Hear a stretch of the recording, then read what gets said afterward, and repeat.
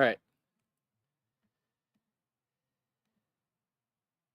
By the way, I've convinced myself I think I am going to shell out for a new microphone because I was listening to the audio on this. This thing is just not cutting it. It really isn't. It's like $30, and it's like I do this all day, every day, so it's like maybe it's worth it.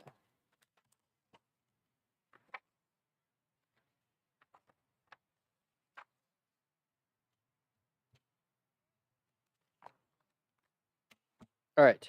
Well, we're doing linear systems in 3 dimensions today.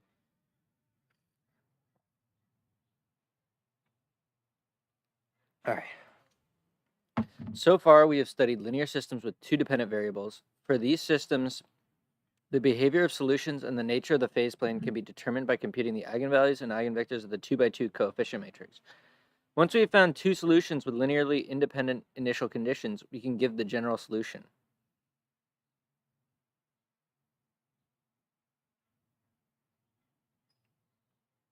In this section, we show that the same is true for linear systems with 3 dependent variables. The eigenvalues and eigenvectors of the 3x3 coefficient matrix determine the behavior of solutions and the general solution. 3-dimensional linear systems have 3 eigenvalues, so the list of possible qualitatively distinct phase spaces is longer than for planar systems. Since we must deal with 3 scalar equations rather than 2, the arithmetic can quickly become much more involved. You might want to seek out software to do 3x3 matrix stuff. Linear independence and the linearity principle. The general form of a linear system is we get the idea. That's not very complicated. Coefficient matrix, vector of dependent variables. To specify an initial condition, we must give 3 numbers. The linearity principle holds for linear systems in all dimensions. So if y1 and y2 are solutions, then ky1 plus k1y1 plus k2y2 is also a solution.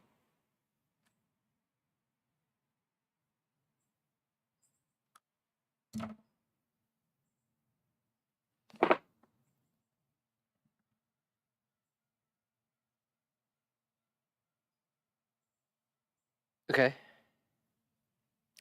Suppose y1, y2, and y3 are solutions for any if for any point there exists constants such that then the general solution is okay.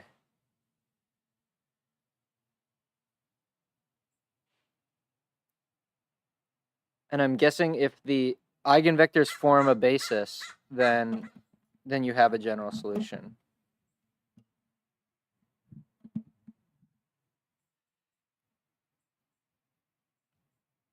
In order for the 3 solutions to give general solutions, they must point in different directions, that is, be linearly independent. Okay, consider the example system. We check that the functions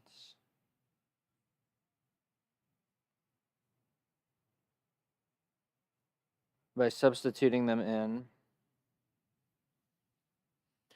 So y1 is a solution. The other 2 can be checked similarly. We sketch the solution curves that correspond to these solutions.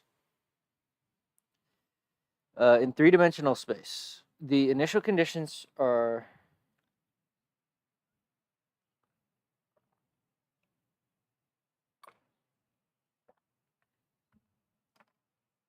wait, what?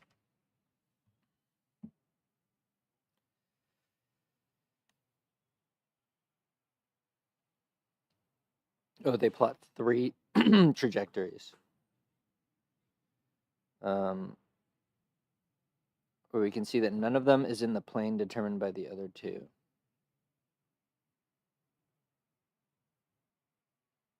For example, to find the solution y of t with initial position, we must solve. Okay, it amounts to a linear solve. Yep. And you can row reduce it or do it however you like. Okay, eigenvalues and eigenvectors. The method for finding solutions of systems with 3 dependent variables is the same as that for systems with 2 variables. We begin by finding eigenvalues and eigenvectors. Suppose we are given a linear system where A is a 3x3.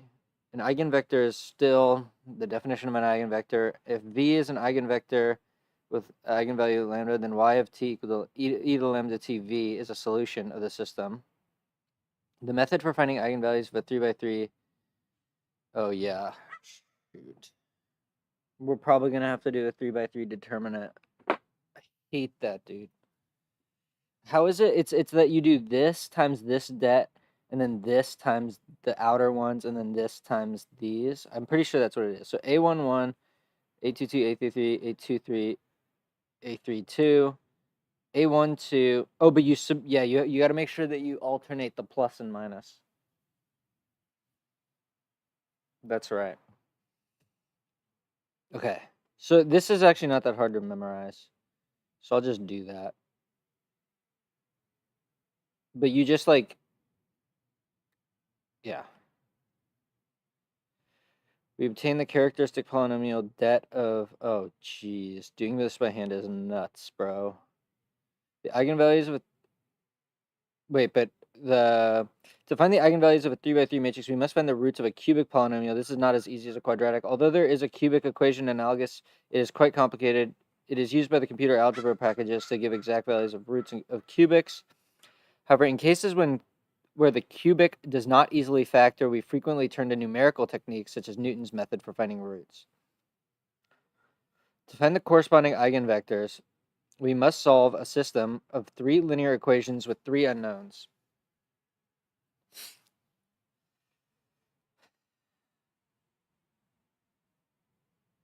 Luckily, there are many examples of systems that illustrate the possible behaviors in three dimensions.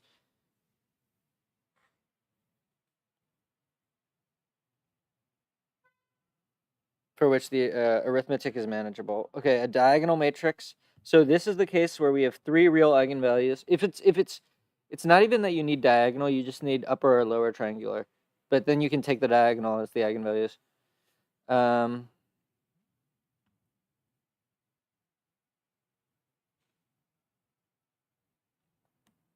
Okay. Finding the corresponding eigenvectors is not too hard because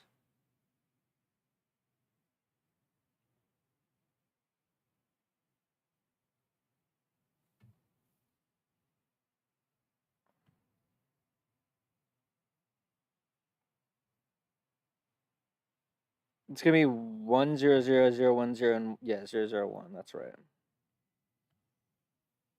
Because the system is diagonal, we could have just done this, and that's actually even easier, honestly, but that's fine. Fully decoupled, yeah, completely decoupled. So I wonder if in matrix linear diff equals y prime equals ay, if a is diagonalizable, we can probably write the solution, the general solution, as p d p in p times y, right? But then, wait, but that doesn't give us the general solution. This gives us, yeah, not quite, yeah. Is a restatement of A, but you diagonalize it, and you do a change of variables. You say y of t is equal to p of z of t, so then y prime is equal to p times z prime is equal to ay pd times z. But then to compute for y, you have to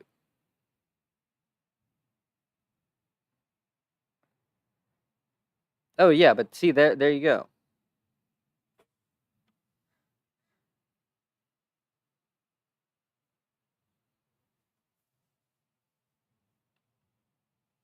I'll write that down. That's pretty cool. So this is section 3.8D. If A diagable, then y of t is equal to p e to the dt p inverse y0.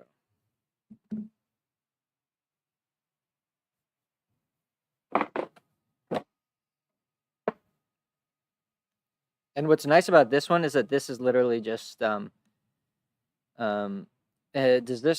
does this work if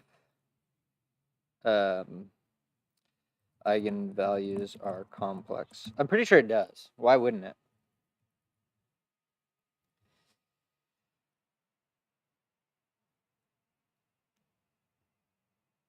Oh, that's so cool.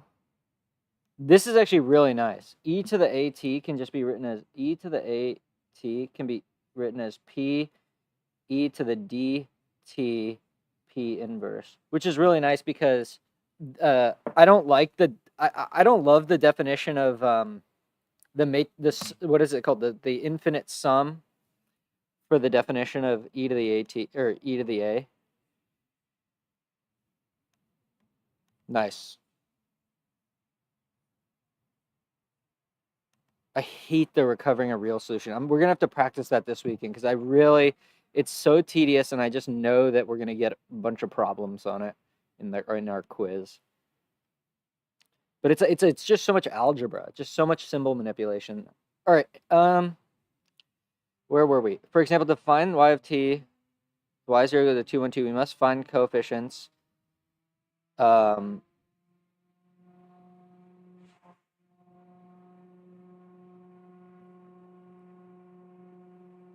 We might have to do a 3D phase space sketch, which is messed up because I might just do like 3 planar plots or something like that because it's so hard to do the 3D thing.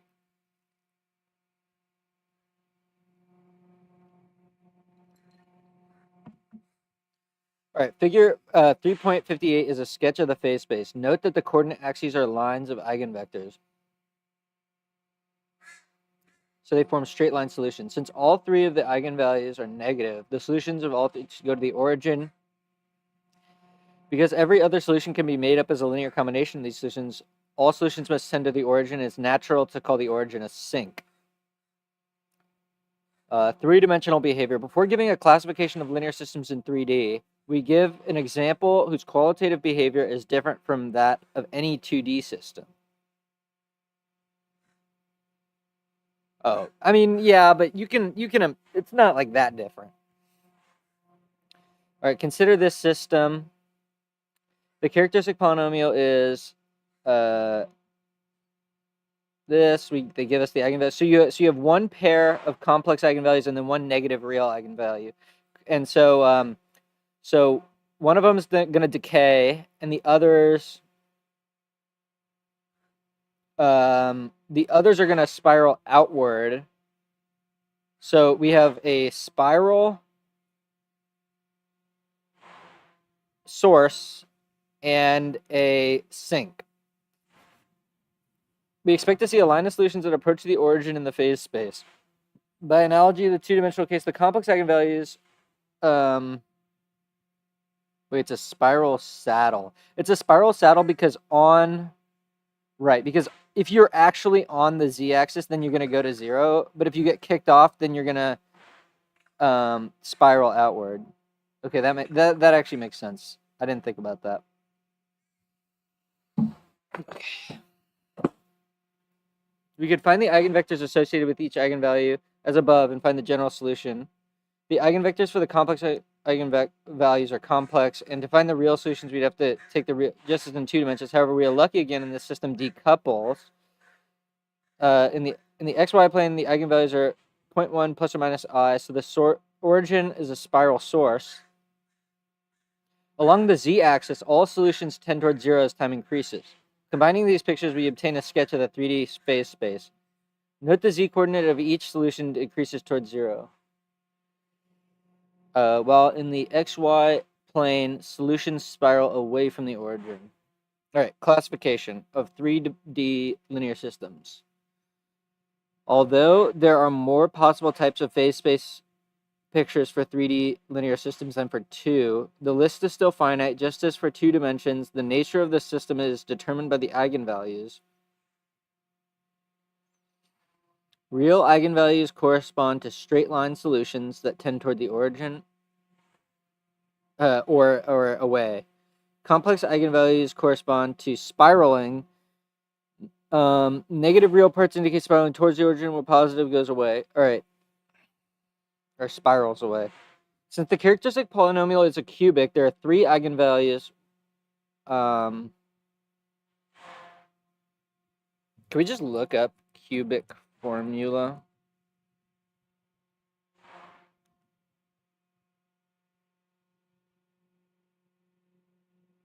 Bro, what if you pulled this out on a test? Your teacher would think you're crazy. Damn, dude.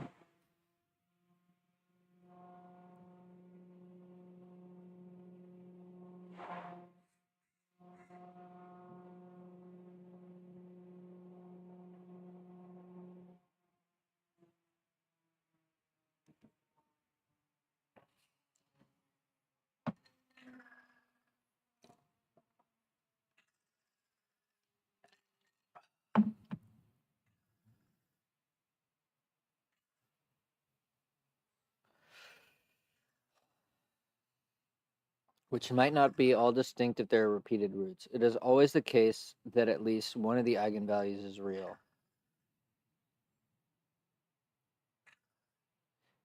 The other 2 may be real or a complex conjugate pair. The most important types of 3D systems can be divided into sinks, sources, and saddles. Examples of the other cases, which include systems with double eigenvalues and 0 eigenvalues, are given in the exercises. Sinks, we call the equilibrium point at the origin a sink if all solutions tend toward it as time increases. If all 3 eigenvalues are real and negative, then there are 3 straight line solutions, all of which tend toward the origin. Since every other solution is a linear combination of these solutions,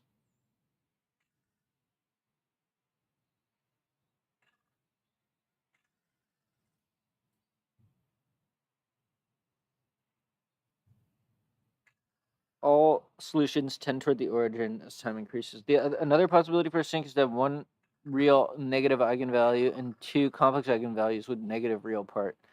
This means that there is 1 straight line of solutions, and then there's a spiral toward the origin. Right. You get a cone. You get a straight line on Z and a cone elsewhere.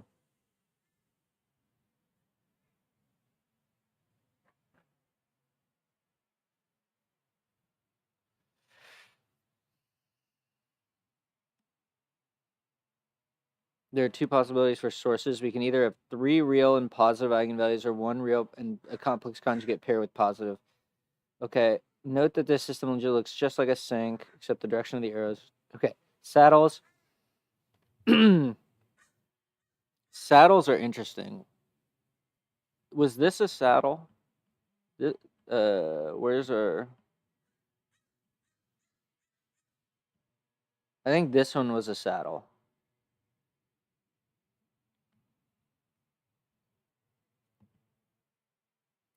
The equilibrium point at the origin is a saddle if, as time increases to infinity, some solutions tend toward it while other solutions move away from it. This can occur in 4 different ways. All right, so let me just do 3D saddles. 3D saddles. Okay.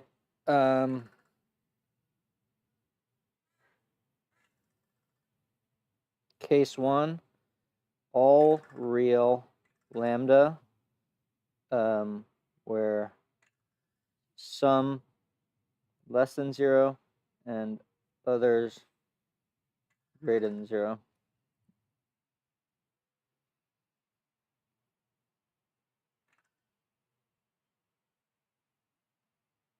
If all the eigenvalues are real,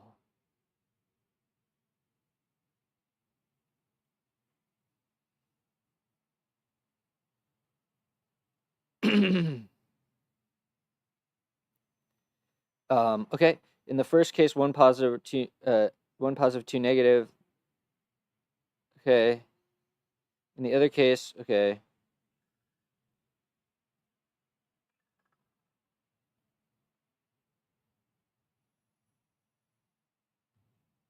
The other 2 cases occur if there's only 1 real eigenvalue and 2 others are a conjugate pair.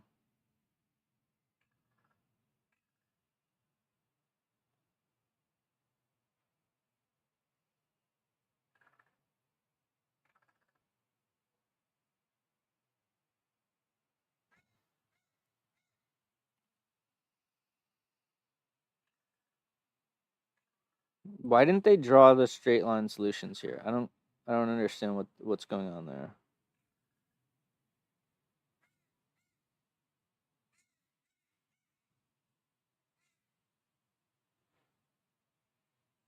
But that's fine. Okay. Example revisited.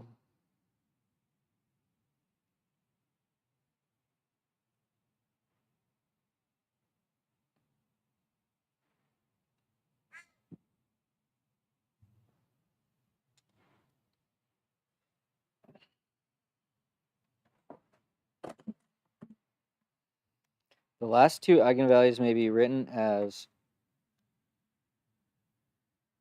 bro, I would not be able to do that by hand. I don't know how they did that, but I would not be able to do that by hand. The system is a saddle with one positive real eigenvalue and a complex conjugate with both negative real parts. So the solution spiral.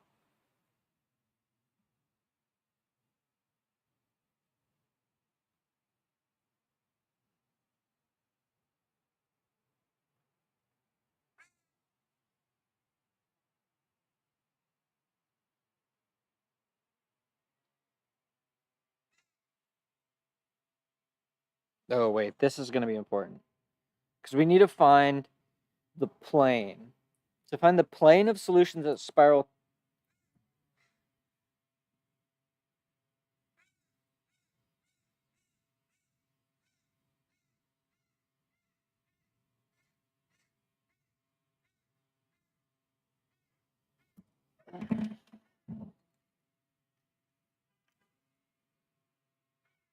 I'll be right back.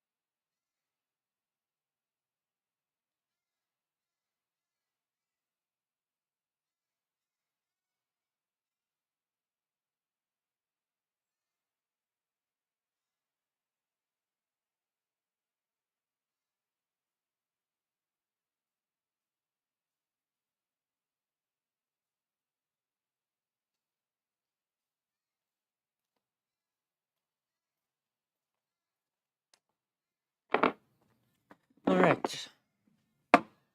All right, yeah. To find the plane of solutions that spiral toward the origin, we must find the eigenvectors for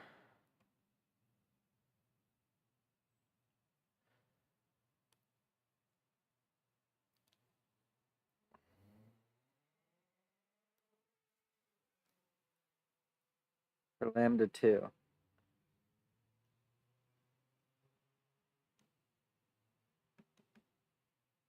Wait, why did this happen? Oh, because of the matrix itself.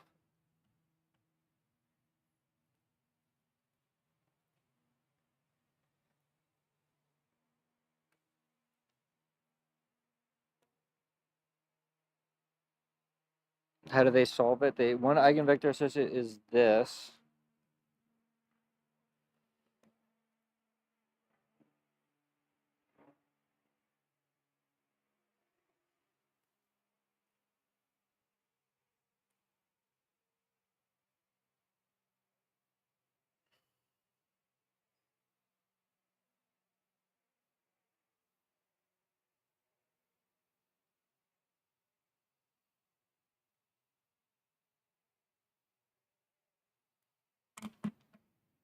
We can convert this into two real valued solutions by taking the real and imaginary parts.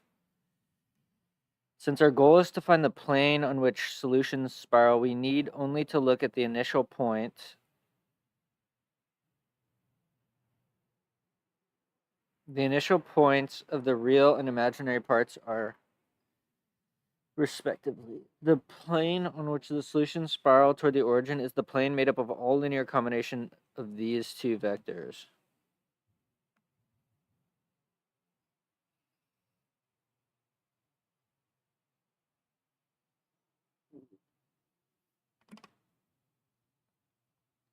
We can use this information to give a fairly accurate. Okay, so I'm going to write that down. So, if we get a complex lambda and need to find, we need to find v, take the real and imaginary.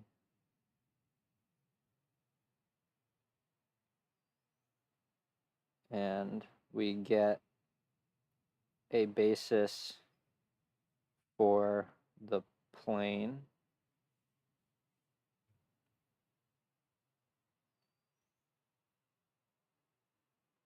And two real solutions.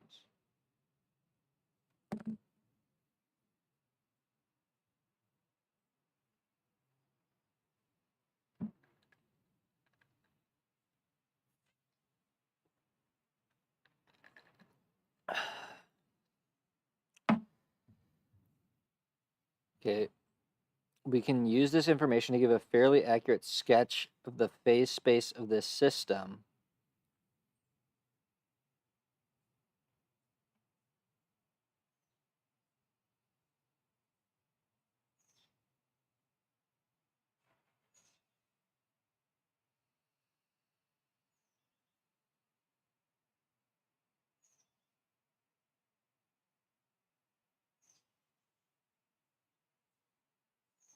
Whoa, this one doesn't look right. What the hell is that?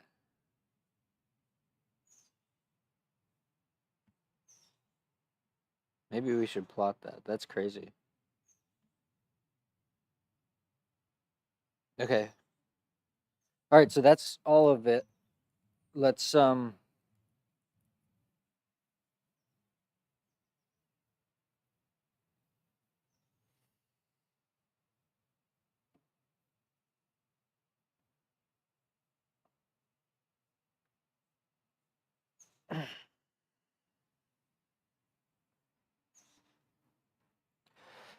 All right, let's just read through them and then we'll do them.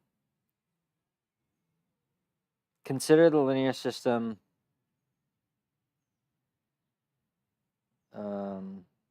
okay, check that the solutions are solutions to the system. If a vector y3 lies in the plane determined by the two vectors y1 and y2, then we can write what that is. Okay, yeah. For some constants k1 and k2. But then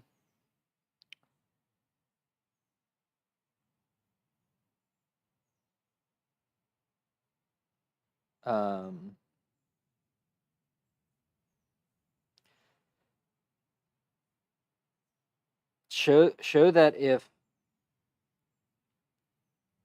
we have a non-trivial 0 then the vectors are not linearly independent.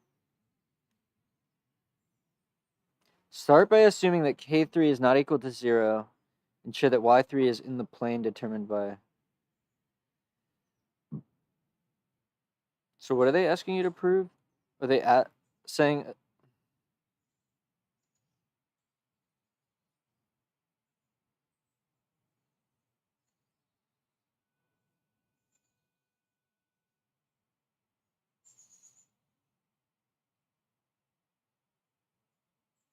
I think you subtract K3, Y3 from both sides, and then you get that minus K3, Y3 is equal to this.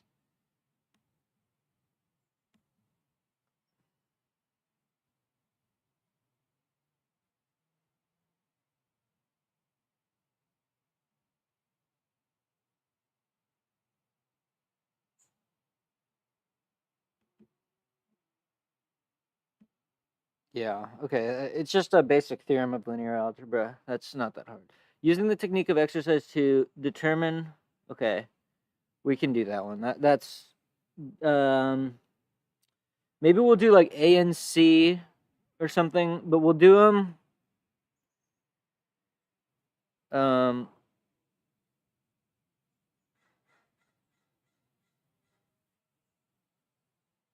we'll do them by hand, just so that we... I mean, a lot of this is just like... You're never going to do this for real because you're going to use a computer, but just for quiz prep. All right, consider the linear system with coefficient.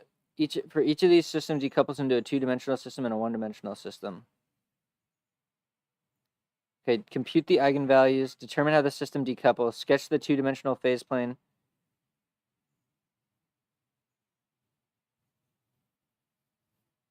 Oh yeah, because if you think about, okay, if you think about, what is it called actually? What is a matrix called where it's basically a row permutation of a diagonal matrix? So each column has only one non-zero entry, and no other columns have that entry as their non-zero entry. I feel like there's got to be a name for that.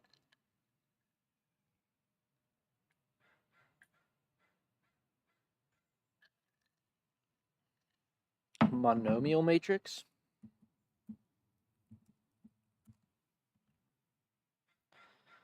Generalized permutation matrix. Yeah, exactly. Okay, that's what it's called. A generalized permutation matrix.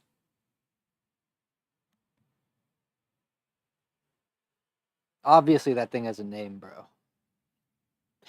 You kidding? Anyways, there's oh,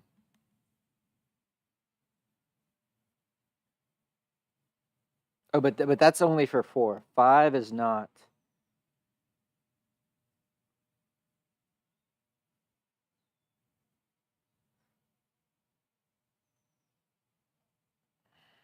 All right, we should probably do some of these. So let me write down what exercises we want to do. So I want to do 1, I want to do 2, I want to do like 3A and C, 3A, C. Let's do 4, 5, and 7. All right, here we go. Consider the properties of the cubic polynomial. Show that if A is positive,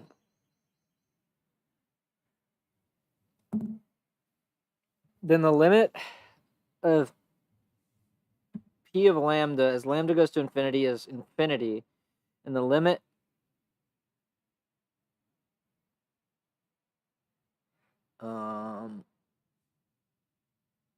okay, wait.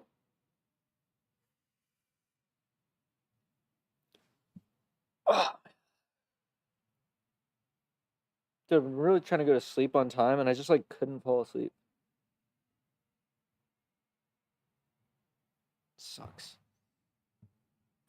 Suppose A plus IB is a root of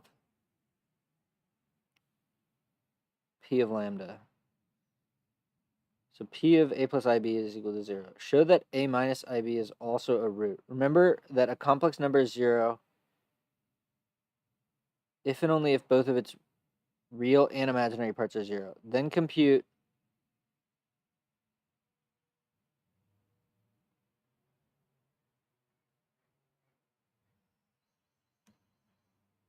okay, we should do 8 and 9 because they're a little theoretical.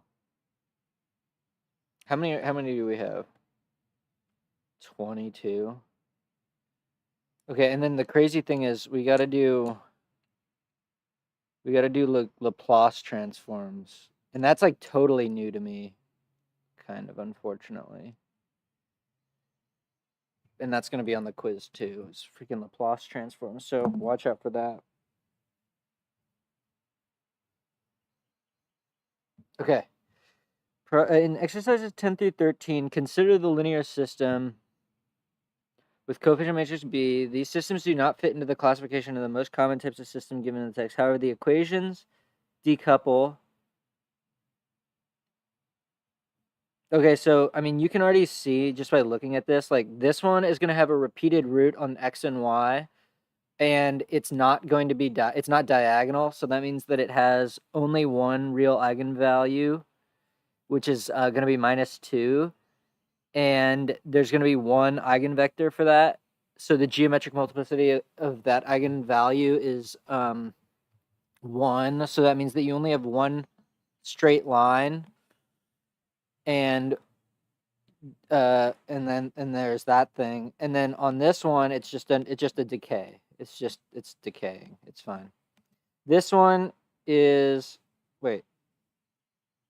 this is the exact same one, except for we have a source on Z instead of a sink.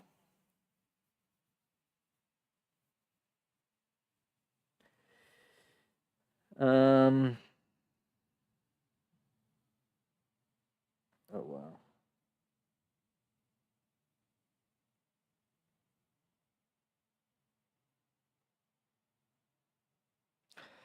This one, I forget what this one is. It clearly has determinant 0. So that means that this one has a 0 eigenvalue. So you're gonna get two eigenvalues and eigenvectors on X and Y, but one of them is going to be a line of fixed points. And you need to find that eigenvector. And then Z just is decoupled. And then this one, let's see, what happens? Anything, I guess this 13 is interesting because in 13, no matter what Z is, the behavior is just going to be, it stays at whatever Z it is.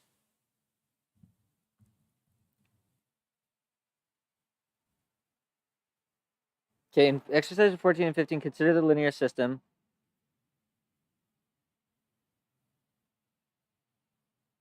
And they don't decouple. Ooh, we should definitely okay, so wait, I want to do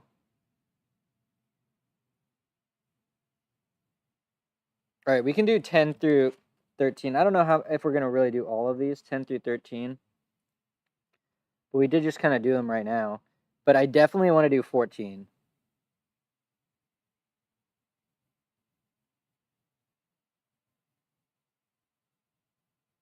And 15.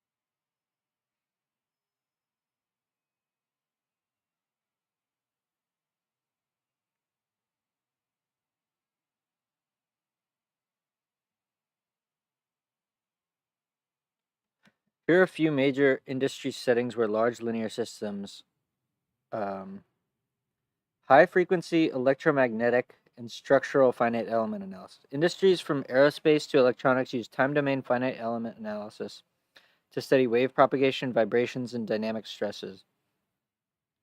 Modern studies have tackled tens of billions.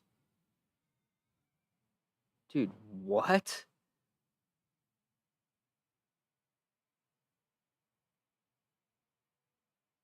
That's actually crazy.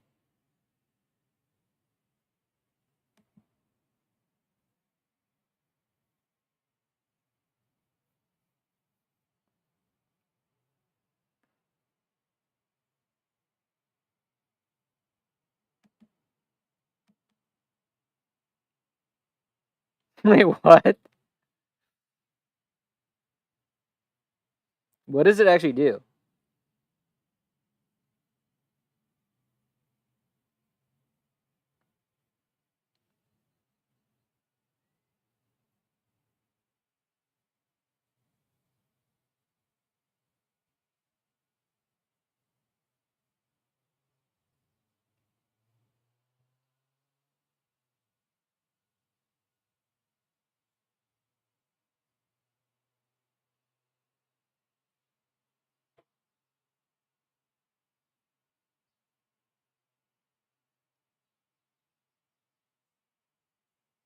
There's a problem in the output analysis results and bugs relating to the limits of.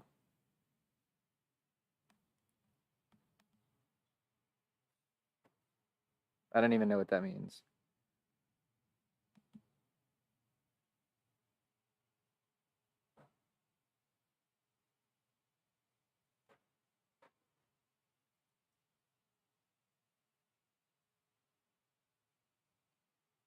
But damn, 10 billion? How do they know it's linear? What?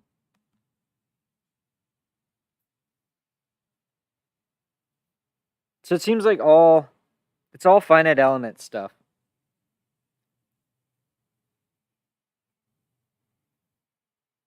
I've never done any finite element stuff.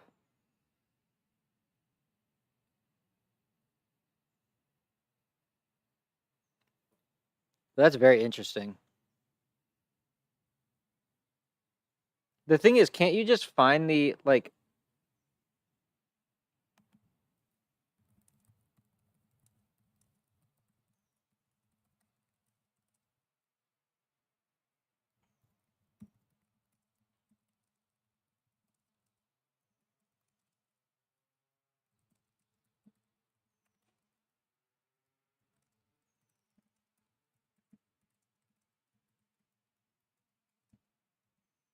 Or they probably do.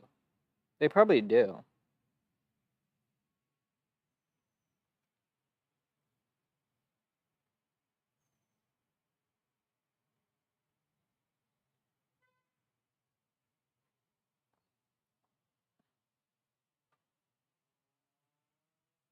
Wait, for dense,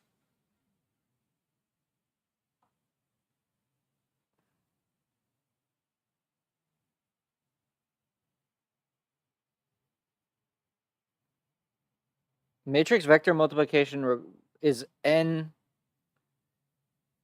Matrix vector multiplication is n dot products of size n. So it's n squared.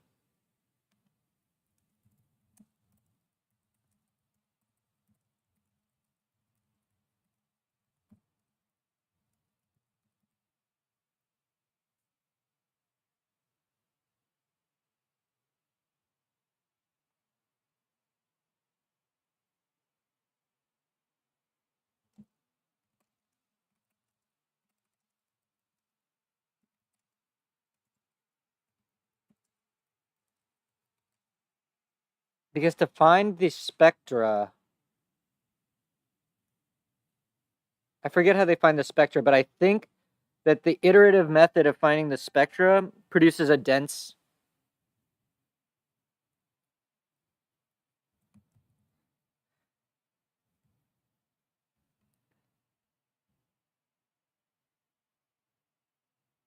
Okay.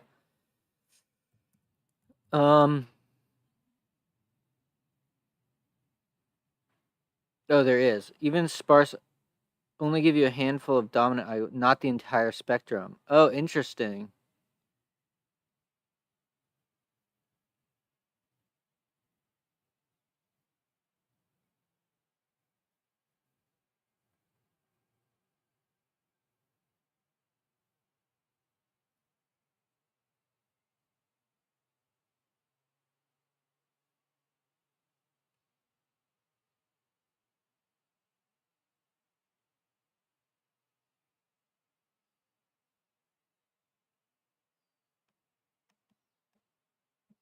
I don't know what Jordan forms are. My linear algebra class has not gone over that.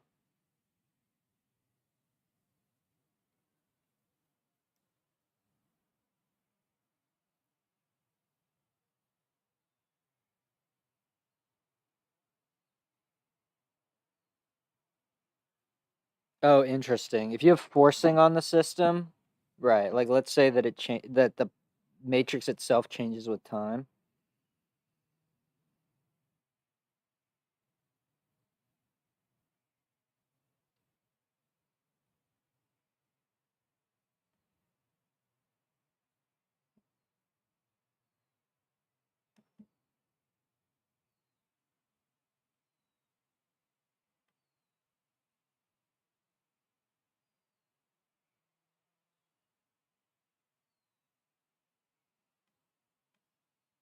Well, the eigenspectrum is the right dude. ChatGPT is so fucking cool. Like they know what I'm asking.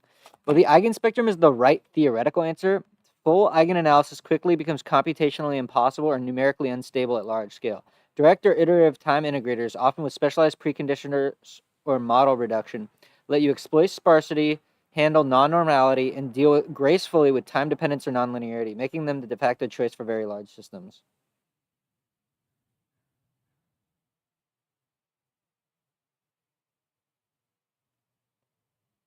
Okay, so one time step is,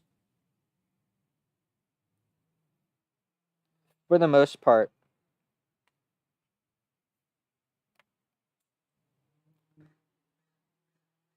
well, I guess it depends on the order, but the order is a constant, so it's still n squared. Um, if instead you do an implicit step, I never really got the point of the implicit step.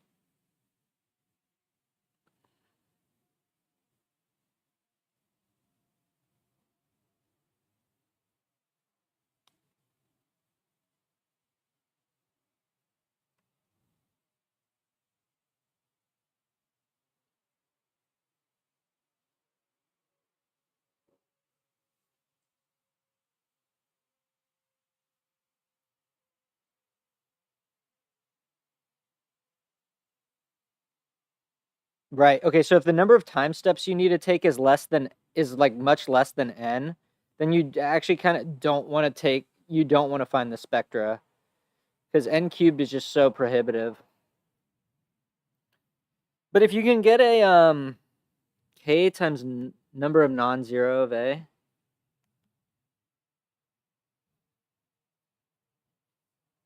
I'll be back in a second. All right, let's get back to real stuff.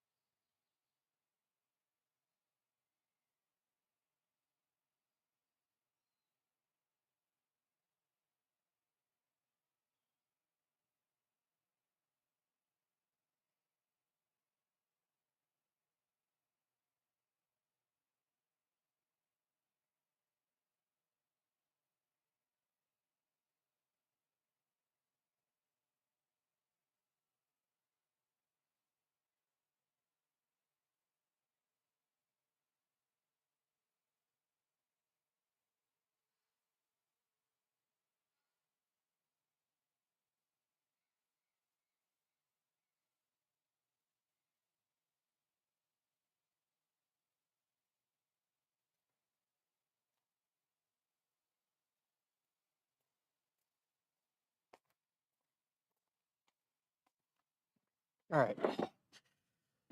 Okay. 16. This system looks tough. Show that is an eigenvector by computing. Okay, just do a matrix. What is the eigenvalue? All right, that's pretty easy. Find the two other eigenvalues. We should probably do 16.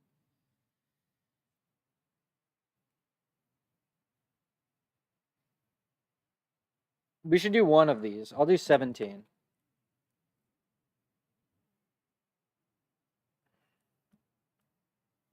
Another one, but this one's partially decoupled, so that this one's oh, but that's the linearized Lorentz system.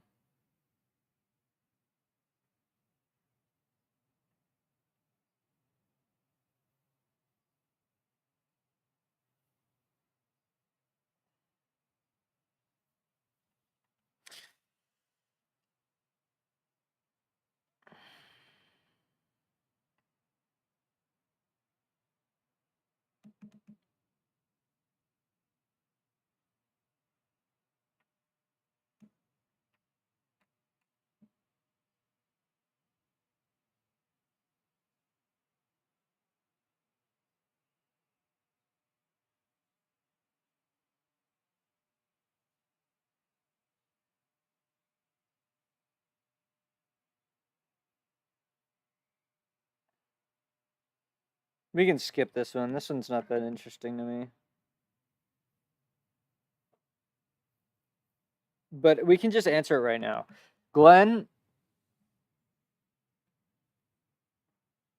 if Glenn initially starts off um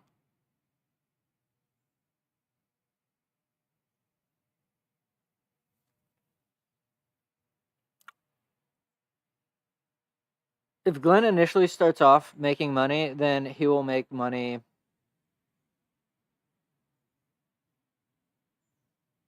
indefinitely. It goes to infinity. But so then they all end up making a ton of money. So that's what's going on. Because Paul and Bob are making profits, it doesn't help or hurt him at all. He is totally dependent on his own thing. But Glenn helps both of them. Okay, so we don't need to do 19. All right, write the system in matrix form. It's going to be like 0, -1, 1. Then -1, 0, 1, and then 0, 0, 1. Oh, actually,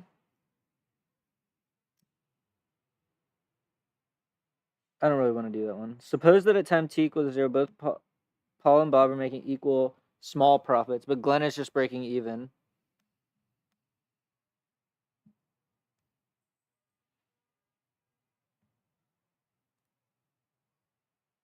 Then they're going to decay. They're just going to decay. So then everyone goes to break even. All right, so we don't need to do all those because I just answered those. We already have a lot of problems to do anyways. Okay.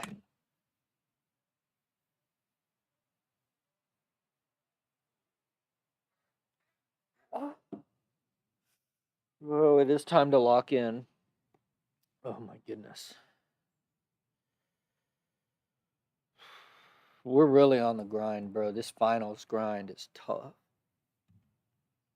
All day, every day, we're doing this stuff. I am nervous about the Laplace stuff. I've never, because all of this I have familiarity with from the past. The Laplace transform, I've never done that. So, but we'll see.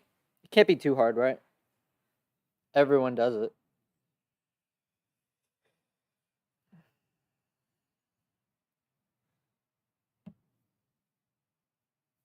I'm gonna get some socks.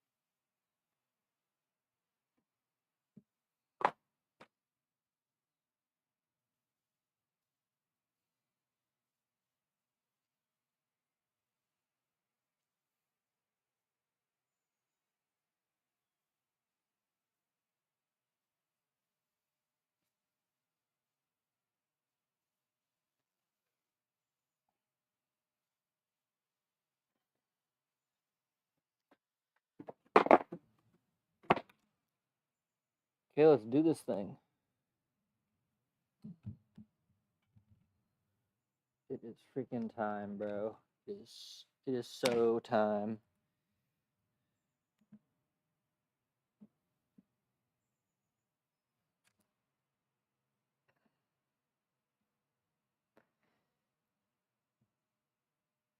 All right. Problem 1.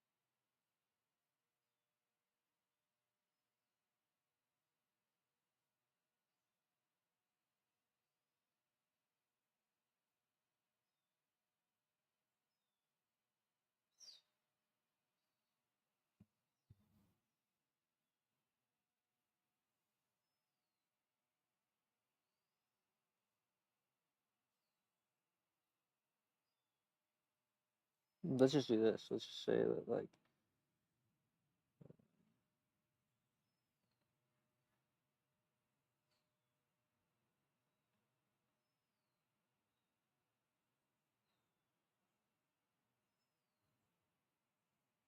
so then our matrix actually becomes minus a minus root 3b, then minus 2a plus 2 root 3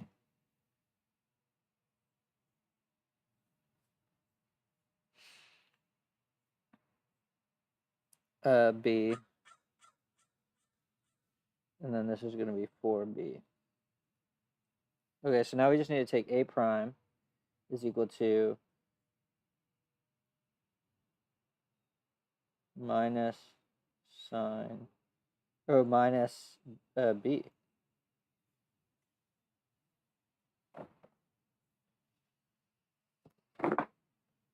So what we're trying to find right now is we're trying to find that y prime is equal to a y. So we're going to have to do the matrix vector multiplication, and we're going to have to do this derivative shit. All right. B prime is going to be equal to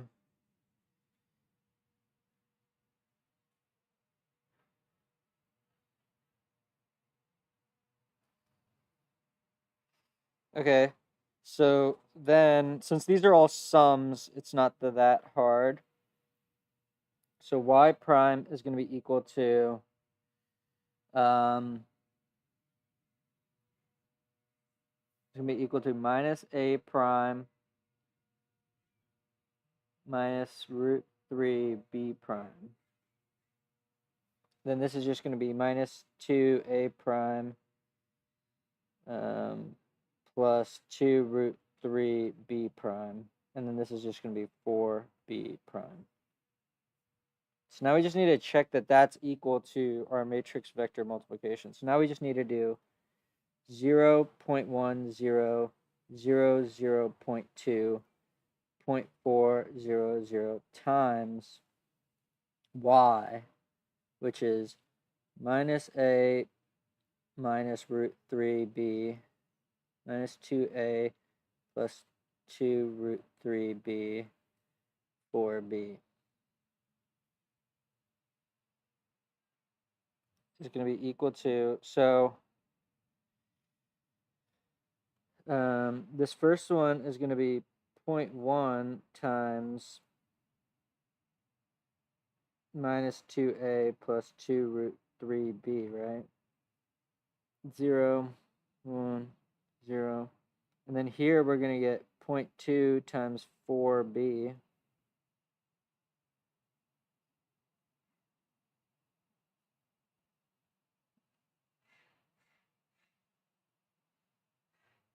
Oh, wait, but oh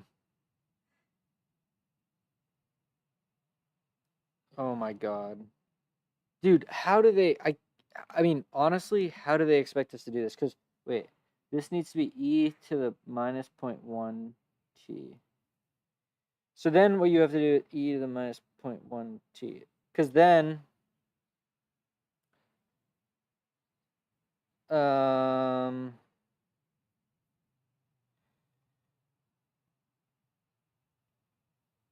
so let's just call this x, then y, then z. So if we have e to the minus 0.1 t x, then we're going to have to do, minus 0.1 e to the minus 0.1 t times x plus e to the minus 0.1 t x prime. So then this is x prime, y prime, and z prime. Bro, the amount of symbol manipulation here is redonkulous. So, all right, so what is this all going to be? This,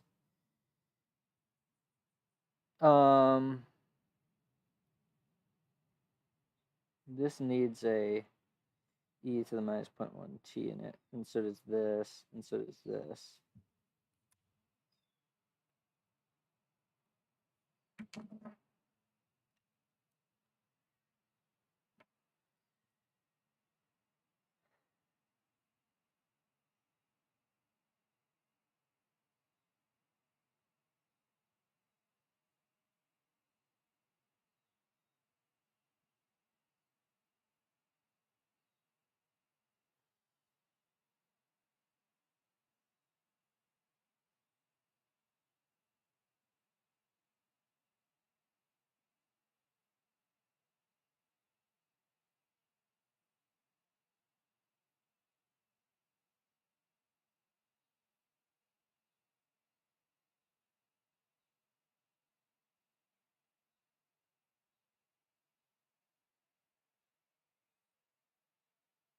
Okay, fine, and this one becomes 0.4 minus a minus root 3b.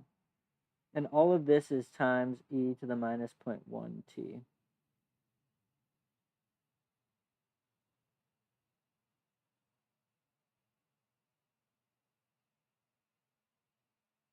But so, okay, wait, so y prime is equal to minus 0.1 e to the minus 0.1 t times y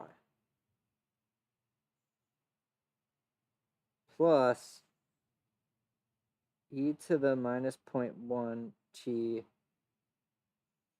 y prime. So this is just doing the product rule.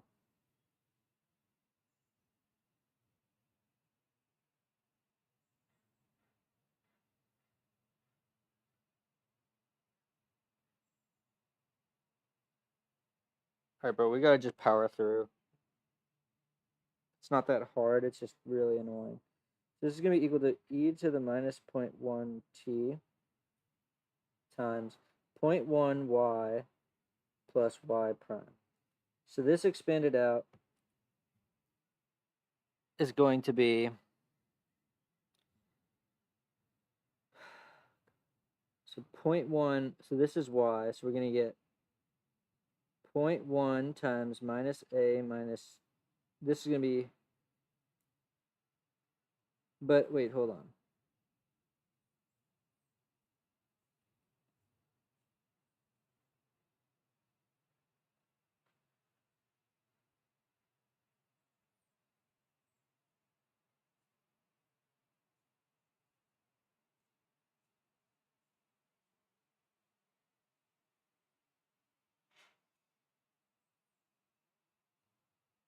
Wait, this is why.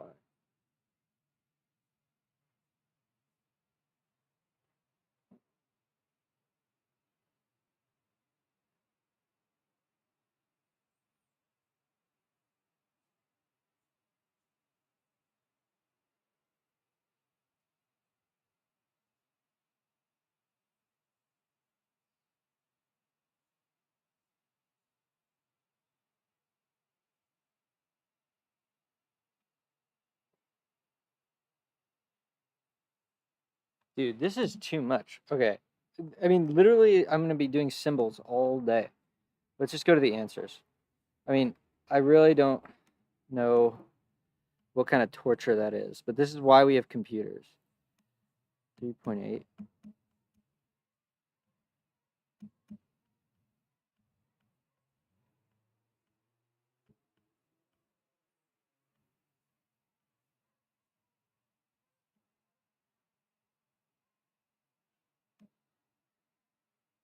Okay, so let's just, since I refuse for real. Let's just do it with a computer.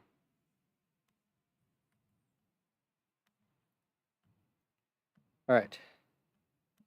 A is equal to 0.10, 0, 0.2, 0.400. Okay, that's A. Now we're going to say that y2 is equal to x minus 0.1 t times the list minus cos. So wait, hold on. Let's just do this. For A is equal to cos of square root of 0.003 t. Okay. Then let's do B.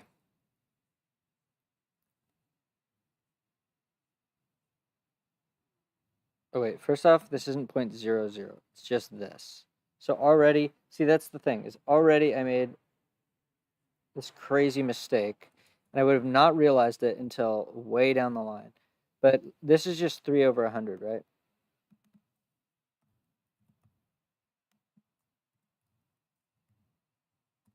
Point. Obviously it is. Oh, you can't do this. You have to do this. Okay, yeah. So I don't know why I have to double check stupid stuff like that all the time, but this is going to be 3 over 100. Okay, we have A. Okay, then we have B is equal to sine of square root of 3 over 100 t. Okay, because I am not typing all this stuff out all day long.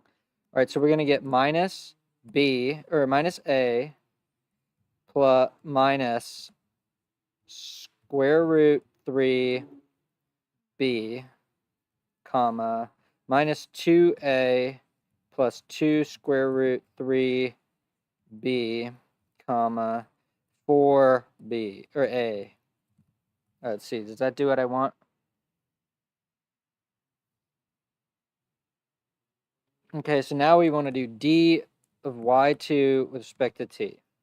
And you get this massive expression that they really expect you to write down by hand. And then what we want to do is we want to do a dot y2 and check that it's equal to d of y2 with respect to t. And let's do a full simplify. And it's true. Okay, so there we go. That's all you have to do. You do not have to sit down and write down crap for 1,000 days. I mean, I literally was going to spend like an hour just doing problem 1, differentiating and checking and crap like that. My only worry is that this stuff shows up on tests, and then I'm like stressed out during the test because I have to do a bunch of symbol manipulation.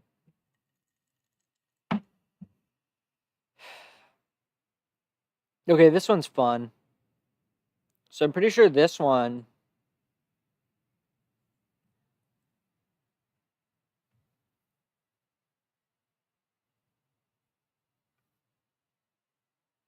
these teachers that give you a 4x4 determinant to take. Insane.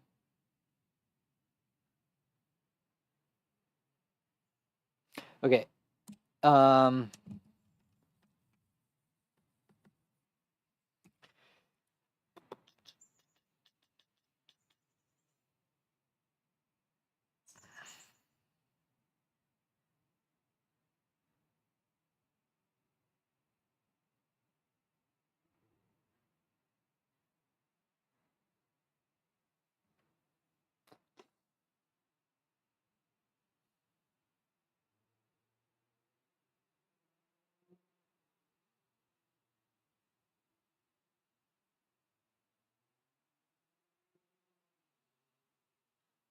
Okay, so we're allowed to assume that K1, K2, and K3 are non-zero. Then you move K3, Y3 over to the other side, and you show that it's in the span of these two vectors because there's a linear combination of these two vectors that equals this vector. You could also divide by minus K3, and you would get that. And then, therefore, since it's in the span, they're not linearly independent, and then you just do it for the other twos. All right, so we're going to skip that one. All right, this is just going to be dumb practice just because it's like, we're just going to do it. So we did 2 just by with words. 3, this is just going to be show, this is determine if linearly independent. All right, so the first one, A, we have A is equal to,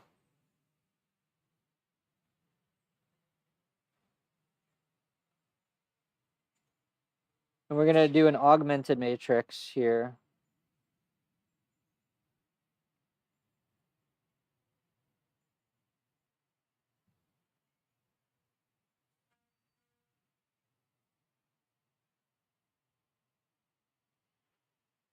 Okay, so we're going to do R2 is equal to 2R1, R2 minus, so then we get 1, or 2, 2, 2, 0, 2, 3, 4, 0.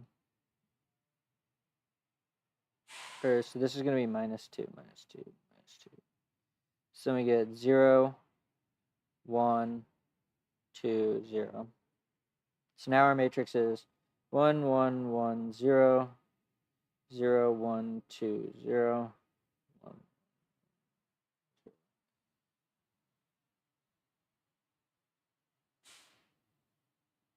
They can't possibly be linearly independent. Now we do R3 minus R1, we get,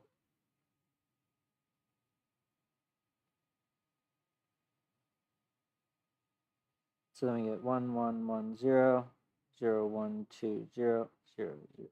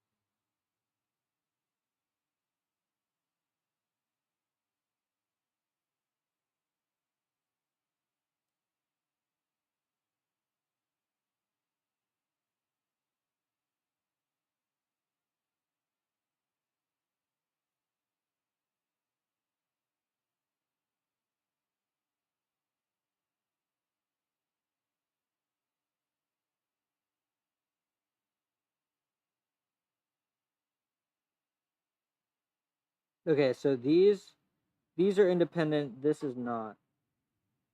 So it's not independent. And we can do that similarly just by, I'm pretty sure that if we do A is equal to 1, 1, 1, 2, 3, 4, 1, 1, 1. And we can immediately see it that there's a repeated row, I think. But if we do row reduce of A,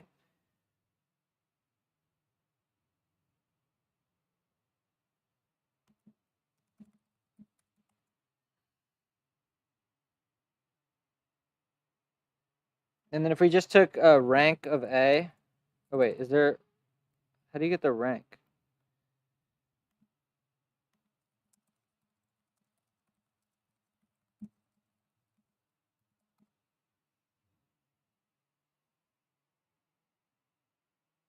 Oh, matrix rank.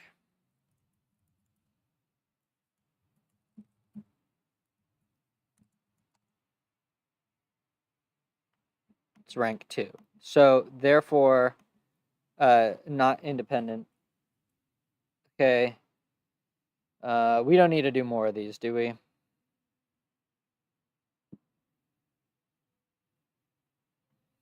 right, let's just keep moving on. We don't need to do more of those.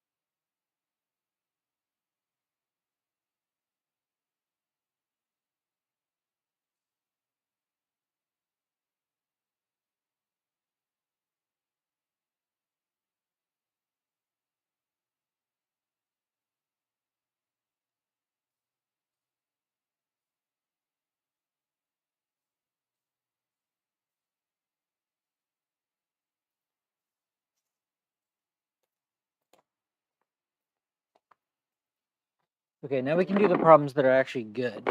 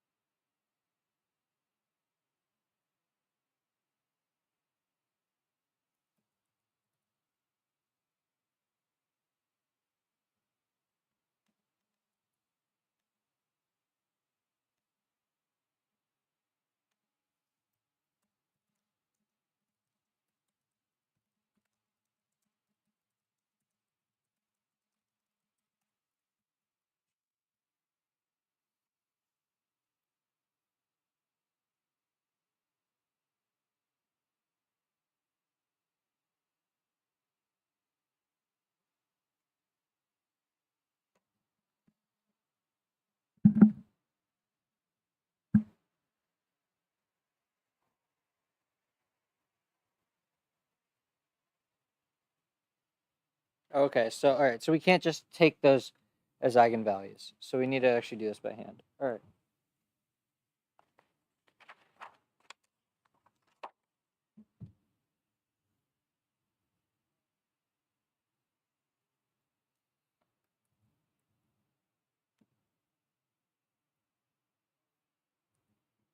Okay, so we want to find lambda decoupling, sketch it,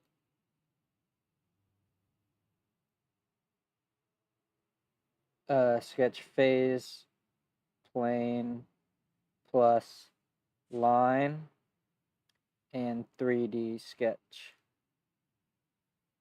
Okay, problem 4.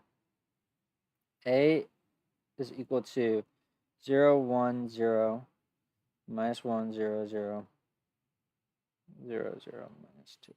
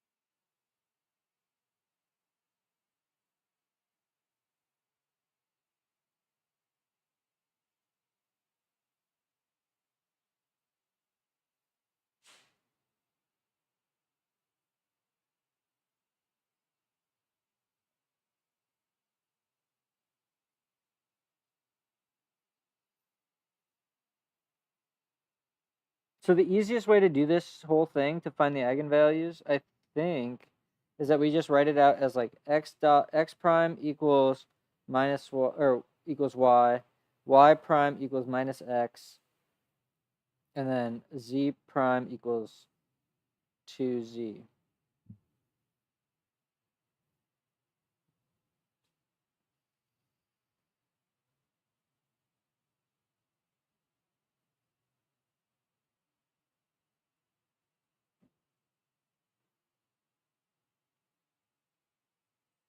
Okay, let's just do it the slow way, the determinant. So we need to do minus lambda times det a22 or n22. Okay, so this one's the plus one, plus 1 times, oh wait, no. This was the plus, this is the minus, so this needs to be a minus. Minus det, and then actually, I forget how you're supposed to do this, because it needs to be this thing. We'll call it A1, 2. Wait, A1, 2, A21. So that's going to be this. So this one is minus lambda times minus 2 minus lambda, and then this is 0. So then that's the whole thing. Then this one is minus 1 times minus 2 minus lambda. And then these are 0. And this last one's 0. So this is the whole polynomial. So we're going to get minus lambda times this minus that. So this becomes 2 lambda plus lambda squared times minus lambda.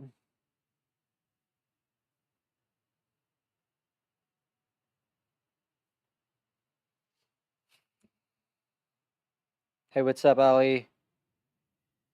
Okay, so now we need to simplify this. This is going to be minus lambda cubed minus 2 lambda squared minus lambda plus 2.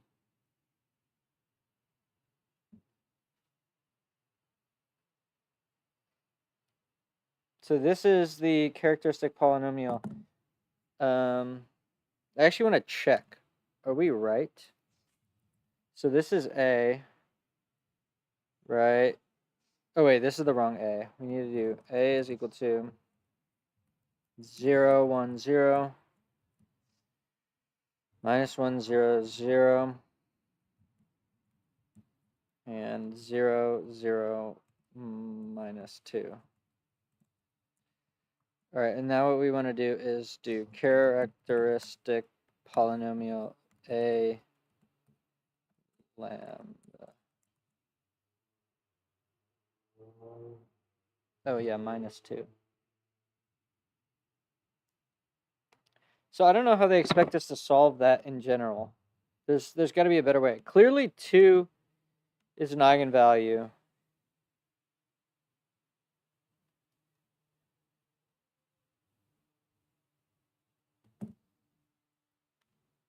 I forgot already. How do we integrate the system?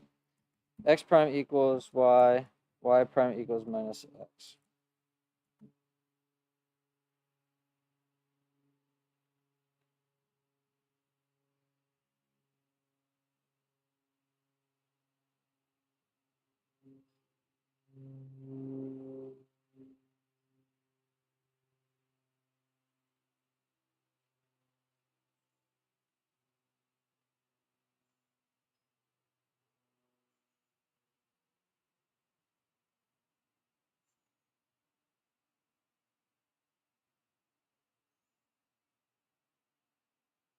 What?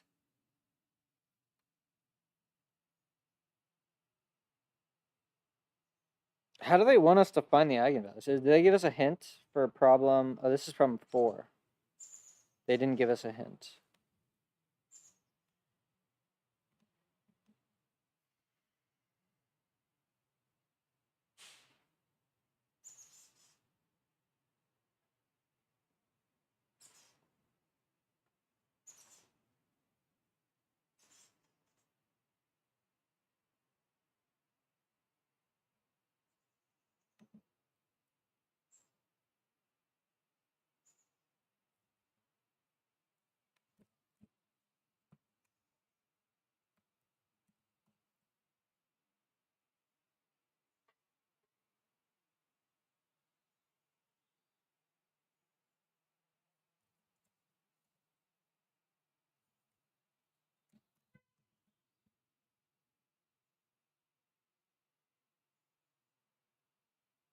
So yeah, so I knew that. Oh wait, I wrote this down wrong, dude.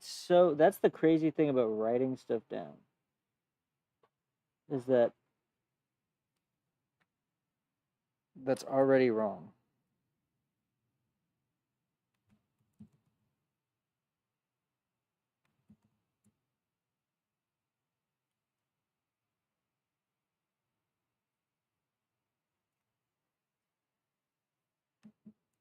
But this is going to stay the same. This is going to change to 2. So lambda equal to 2 is a eigenvalue. But how do you find the other 2? Oh, you know what we can do though? If the system is decoupled, I'm pretty sure that we can just take this 2 by 2. So in that case, I don't know what that means. Shinzuo wa sasageo. I don't know what that means, bro. Okay. All right. So I think since we know this, then we can just take the oh god. 0, 1, minus 1, 0. So now we want to do minus lambda. So this goes into 1, minus 1, minus lambda. And now we compute the det of this, and we get lambda squared plus 1 is equal to 0.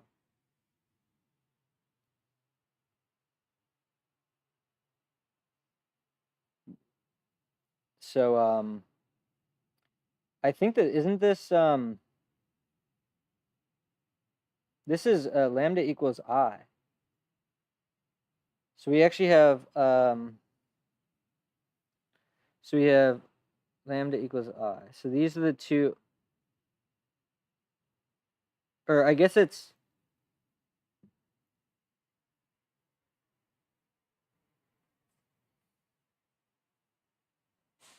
if you do minus I squared, then you're gonna get,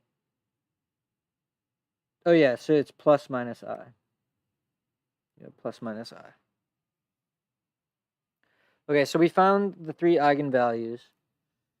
Now, part B of this problem is what? Is state the decoupling. First, I want to verify that if we have a block like, so wait, let me switch over and see this.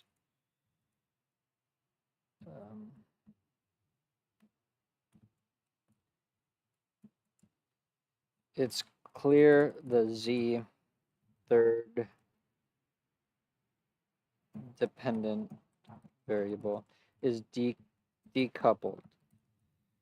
That means that for finding eigenvalues, we can treat the first 2 by 2 in the top left separately, so we don't have to solve a cubic. I'm pretty sure that's true. Like, if it's decoupled like that, then there's no way for it to influence, and you can just... This isn't block upper triangular, but it is block diagonal. Because your matrix is block triangular. Wait, what is block triangular?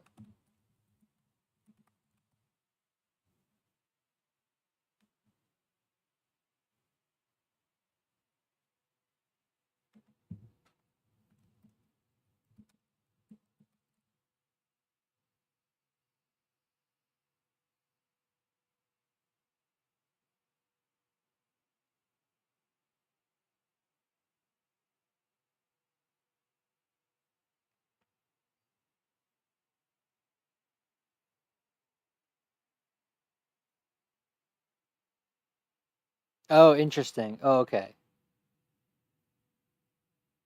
Yeah, it is block triangular.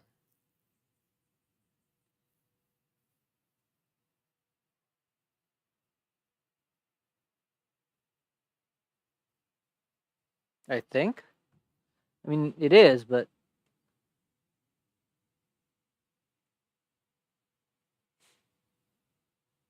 Okay, cool. So we can just do the blocks.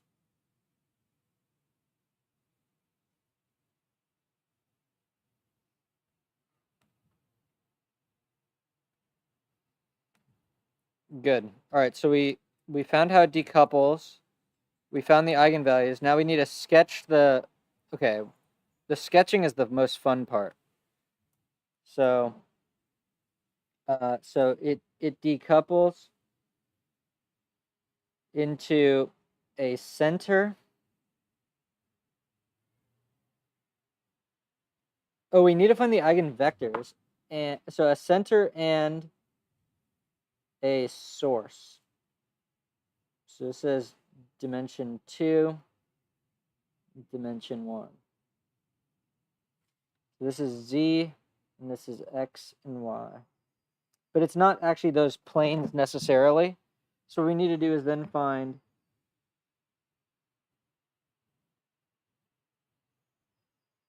but does that work for the eigenvectors too? I think it might. This is like linear algebra differential equations. It's honestly like first year college math. But I'm behind kind of. So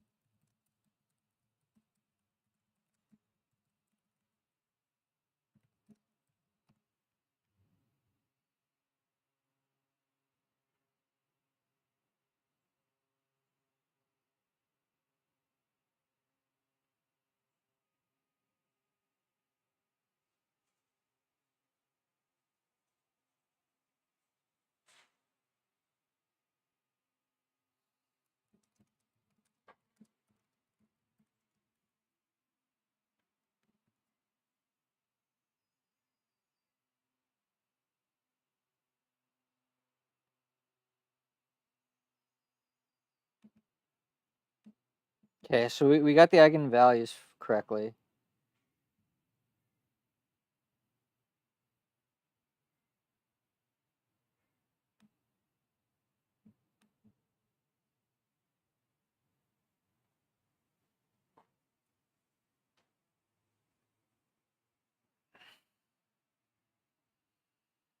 The top block,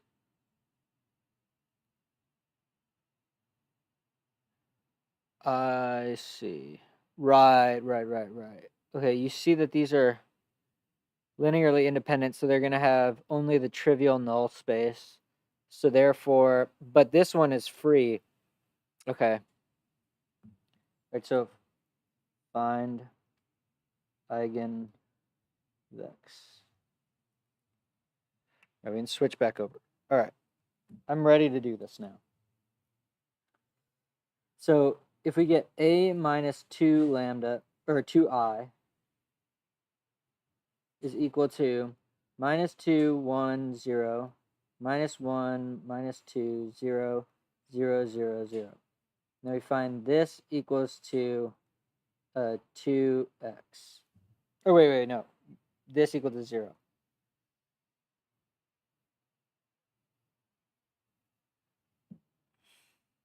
So this becomes the set of equations minus 2x plus y is equal to 0. Minus x minus 2y is equal to 0. And then 0 equals 0. So this is z is free, totally unconstrained. And then y equals 2x and y equals minus 1/2 x. Doesn't that constrain it to be 0? Yeah, so the only solution here is that x equals y equals 0. So then our eigenvector must be 0, 0, 1 is equal to b. Okay, we got that eigenvector. Now we want to find a minus I. So this is equal to, so this is for lambda equal to I. and we get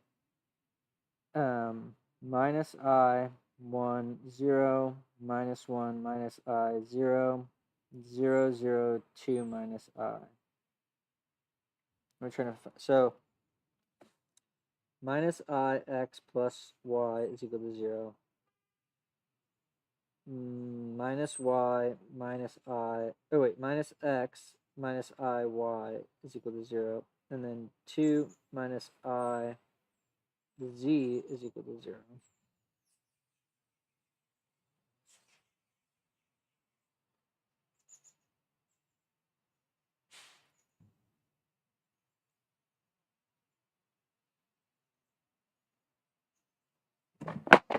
Okay, so y is equal to ix.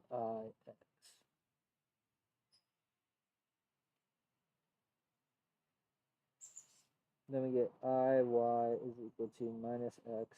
Multiply both sides by I, and we get minus y is equal to minus x. Then we get y is equal to ix. Okay, so we have that, but then we need to solve for 2 minus I z is equal to 0. So if we get 2z minus iz is equal to 0.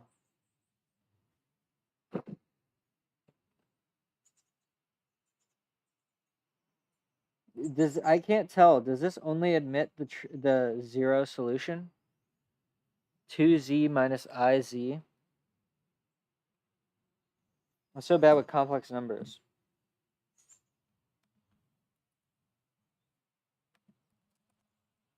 Wait, let's see what they do.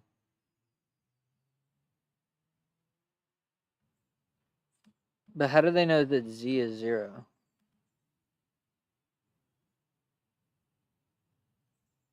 They only solved that top block. But how come?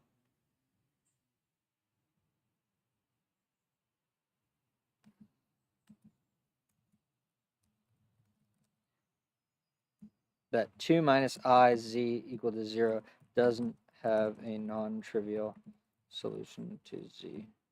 Because if we did z equals a plus bi, then we do 2 minus I times a plus bi, and we get 2a plus 2bi minus ia minus b. Or wait.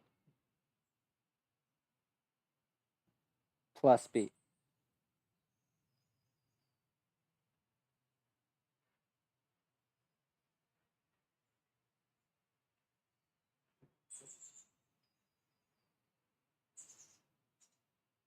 You just divide both sides by 2.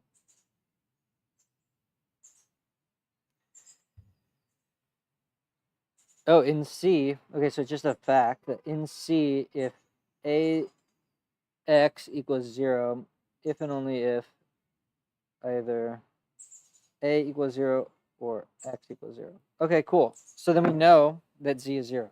So then our eigenvector is 1 I 0.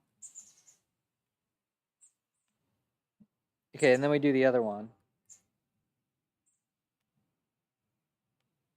Okay, so our last one is a plus I is equal to I1 minus 1 I 0 0 0 0 2 plus I. So we know that z equals 0. And then we just have ix plus y equals 0 minus x plus iy equals 0. Y equals minus ix 1 minus I 0. All right, so we found all the eigenvalues and the eigenvectors, and it took us a long time. Damn, we've already been on this stream for 2 hours, dude. How is that possible? What time is it? Holy cow. Okay, so lambda 1 equals minus 2 or 2? I forgot. 2. V1 equals 0 0 1. Lambda 2 equals I V 2 equals 1 I 0. Lambda 3 equals minus I V3 equals 1 minus I 0. Now let me just double check. Okay, good.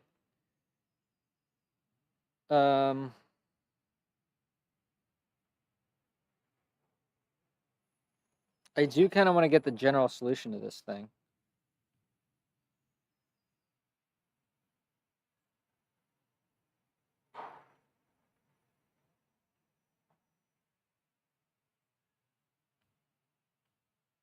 None of these problems ask you to find the general solution, so we should probably do that, because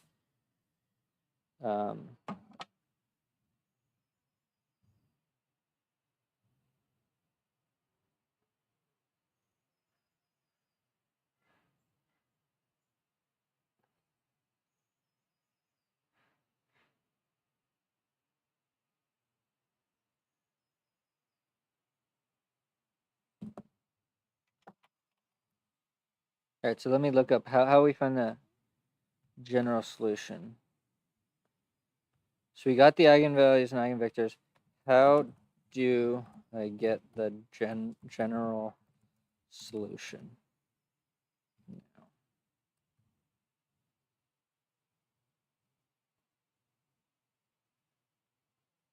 I mean, the main thing is we're going to have a spiral. Oh, wait. No, we're going to have a center. Yeah, we're going to have a center, but it's the plane is kind of in a weird place. Like the plane isn't. But yeah, we want the real valued form. This is the part where I always have difficulty.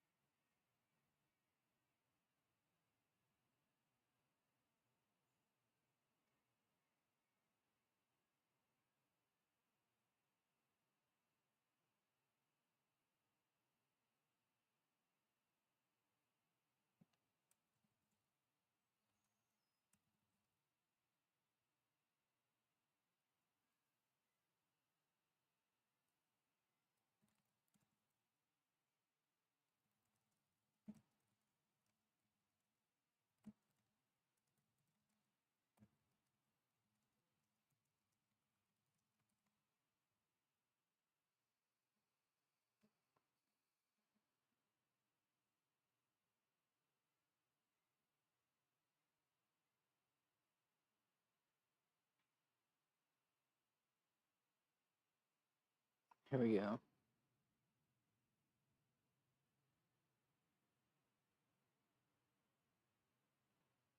Oh, yeah, right. Okay. So you write it as complex. You have e to the it, and then you do the Euler transform so that you turn this into, yeah, cos t I sine t. Because this is because the alpha term in the a plus I beta is 0. And then you get this. That's right. Okay. So let's do that. Okay. So we're going to take lambda 2 and we're going to say that v or y2 is equal to e to the it v2, which is equal to cos t plus I sine t times 1 I 0. Now this is equal to cos t plus I sine t I cos t minus sine t 0, which is equal to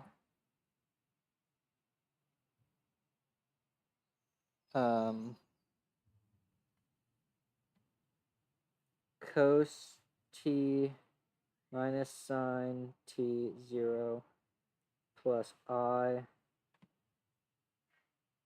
sine t cos t 0.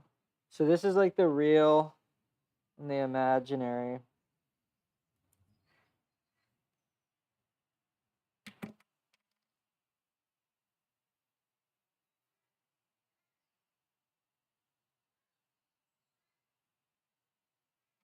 And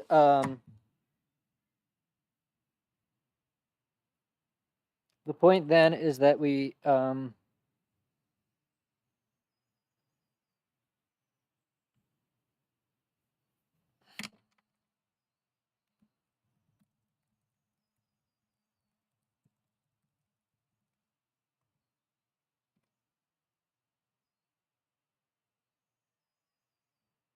okay, oh yeah. So then this turns into like k1 e to the I t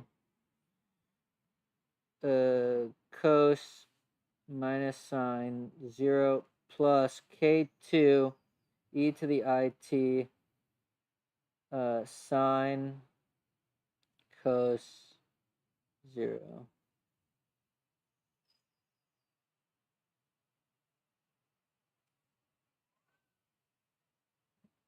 And then finally plus k3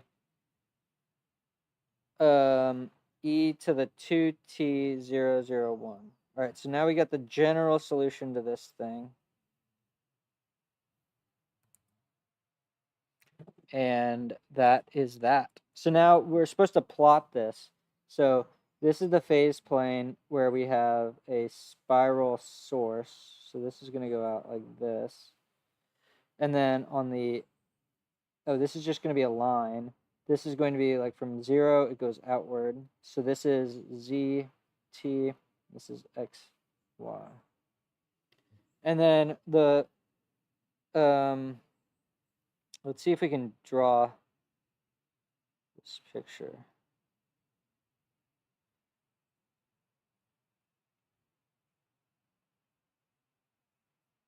Okay, so like along this plane. Oh wait, actually I want to ask.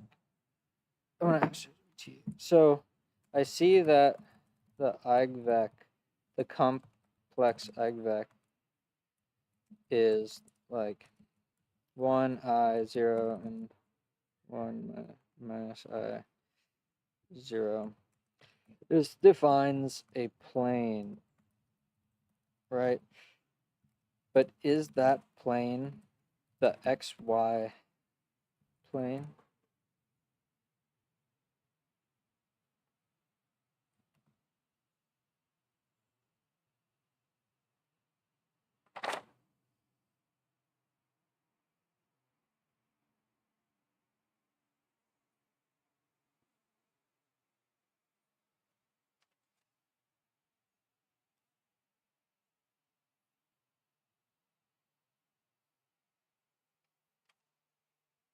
Okay.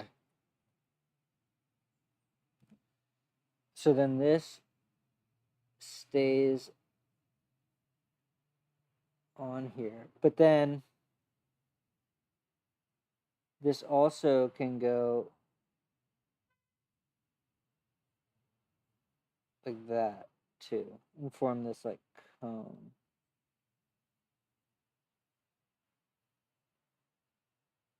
And then we can draw an arrow like that too. Okay, cool. We finally did one problem. All right, now we're gonna do problem 5 because I want to practice this. I feel like D.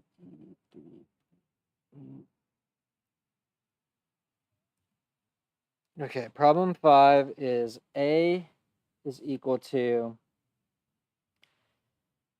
-2, 3, 3, -2, 0, 0, 1, -1, 0, 0. Okay, so immediately, the first thing that we want to recognize is that z. So if this is x, y, and z, then we're gonna have a eigenvector. I don't actually want to say it. Let's say y3 is equal, or lambda 3 is equal to -1, because we're gonna have we're going to have z prime is equal to minus z. So this is dz dt is equal to minus z. Then we get dz over z is equal to minus t, or minus dt. You integrate, and you get ln z is equal to minus t. And then you get z is equal to c3 e to the minus t. Therefore, lambda 3 equals minus 1, because that's this exponent here. And this is actually going to be, well, I guess it's going to be like this. Well, that's for y of t. Okay. In any case, this is minus 1. You notice that it's block form. Okay, now to find the other eigenvectors, since this is totally decoupled from z, we can just solve the det of, well, here, I'll just do this. So we take these 2 by 2, and we get minus 2 minus lambda, 3, 3, minus 2 minus lambda. Okay, and then we're going to get, well, we could also do this. The trace is equal to minus 4, and the det is equal to 4 minus 9.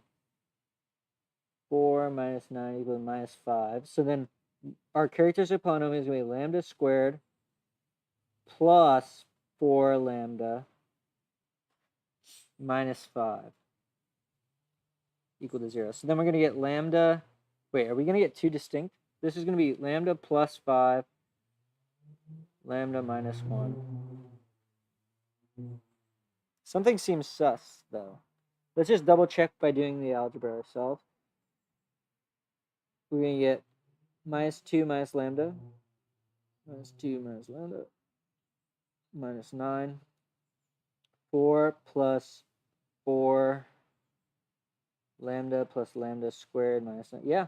All right. So then these are, so then we have the other, we have two real eigenvalues. We have lambda 1 equals minus 5, lambda 2 equals 1, and lambda 3 equals minus 1. So this is actually the best case, because this is really easy.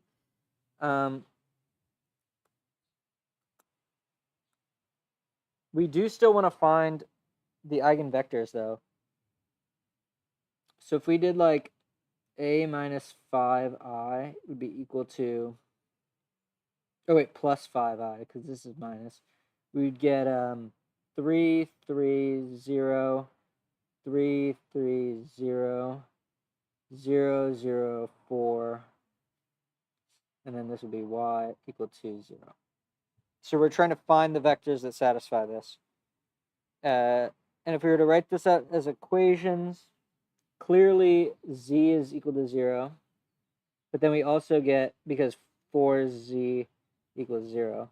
But then also we have 3x plus 3y is equal to 0. So then y is equal to minus x.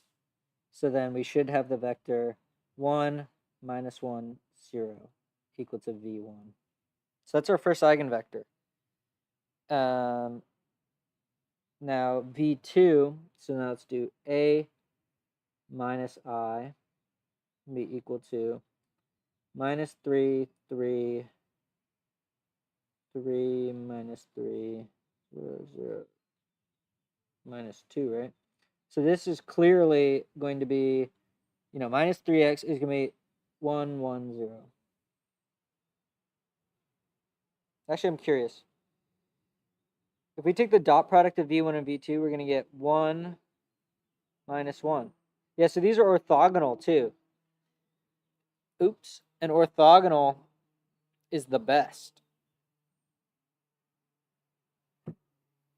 Okay, and then the last one, we get a plus I is equal to minus 1, 3, 3 minus 1, 0. So then we're going to get minus x plus 3y equals 0.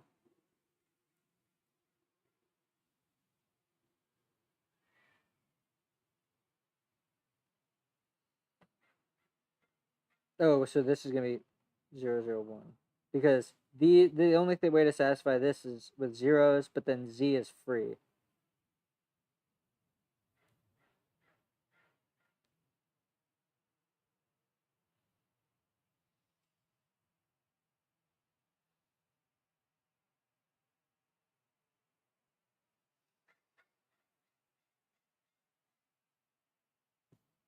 Okay, so that means that we have 3 straight line solutions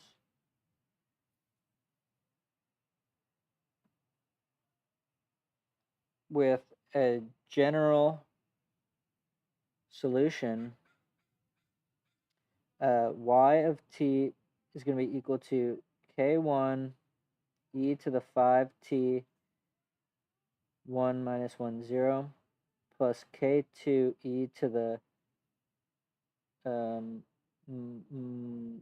wait. Minus 5t, and this is e to the t 1, 1, 0 plus k3. This is going to be e to the minus t times 0, 0, 1. So our solution will be a saddle at the origin.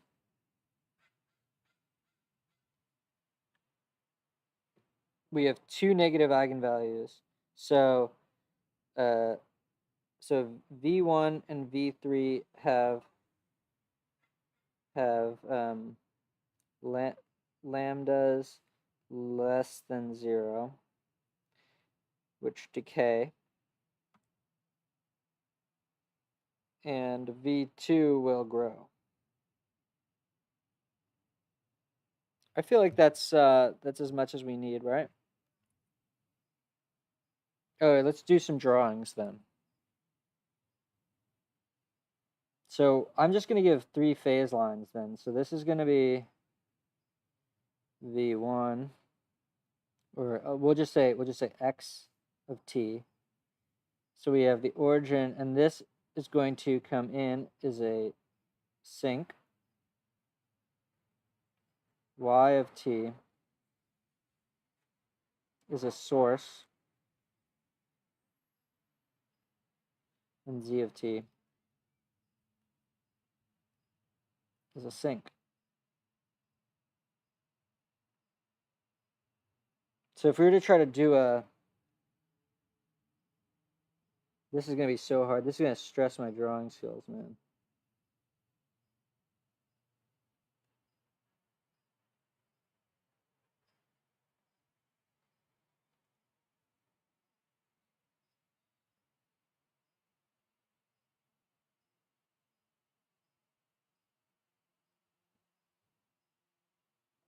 Okay, so along this, so we're going to have to plot the 0, 0, 1. This is going to have this. Oh, wait, no. This.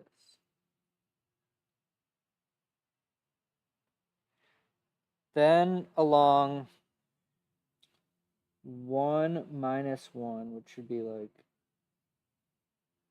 right here, we have this.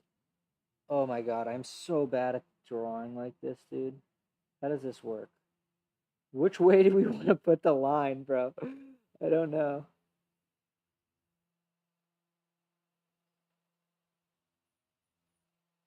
We want to put it like this.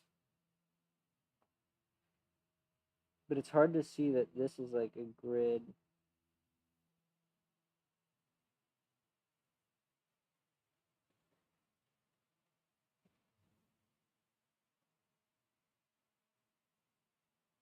In any case, I don't have to be perfect about this, but this is going to decay along inward like this.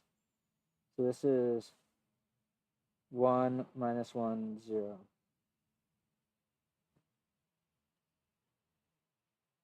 And then finally, we want 1, 1, 0, which is out here. So we want this line to be like this. And this guy grows. This is like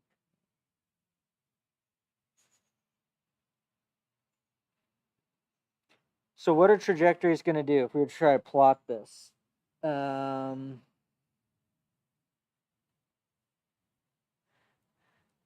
If there's any component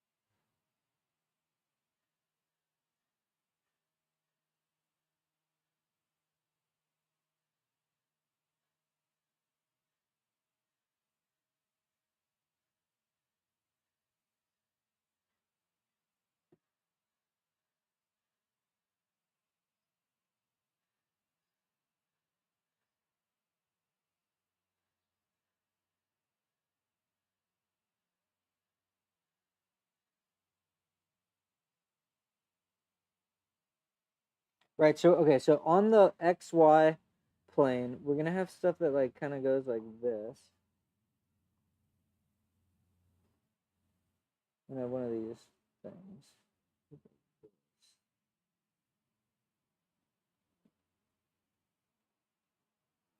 And then, but then along here, like if we're out here, similarly, we're gonna go.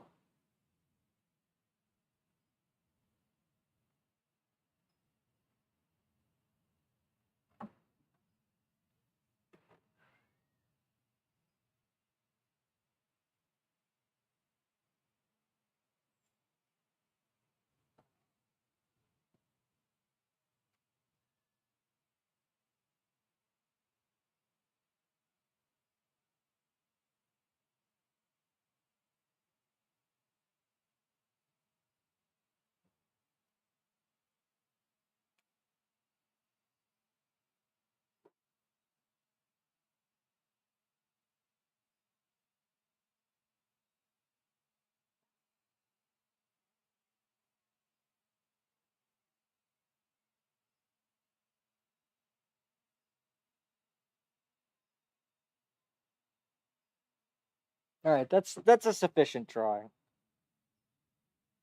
Let's see if we can get a um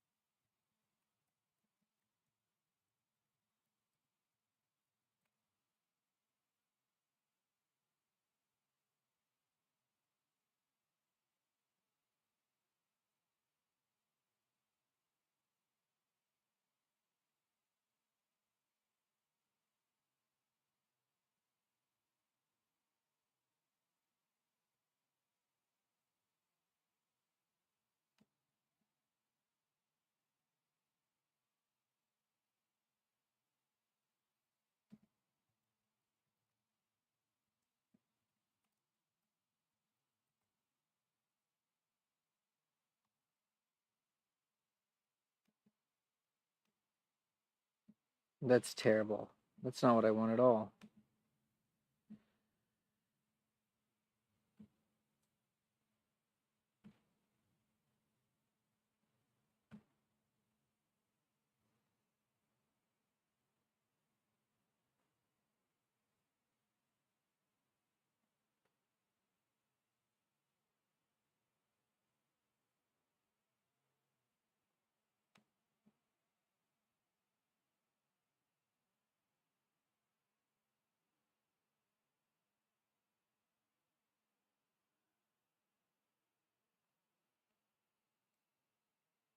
Oh yeah, if z is negative, we could do that too.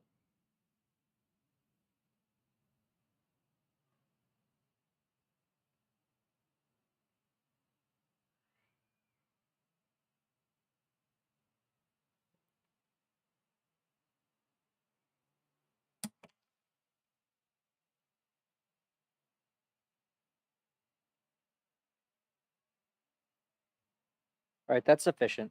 We're good on that. Let's do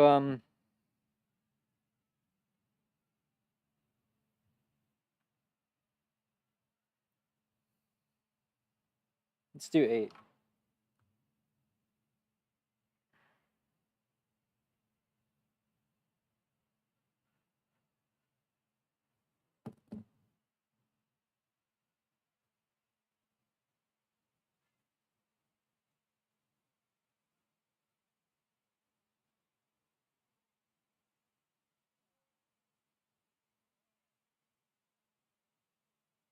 Oh, okay. Okay, so I'm not gonna do A and B, but C by IVP intermediate value theorem. If P of lambda goes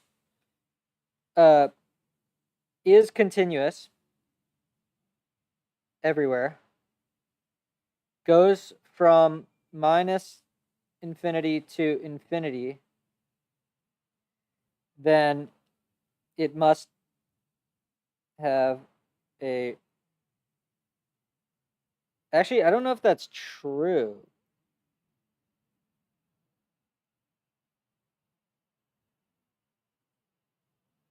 Because wait, I don't know if that's right. If P of is complex value.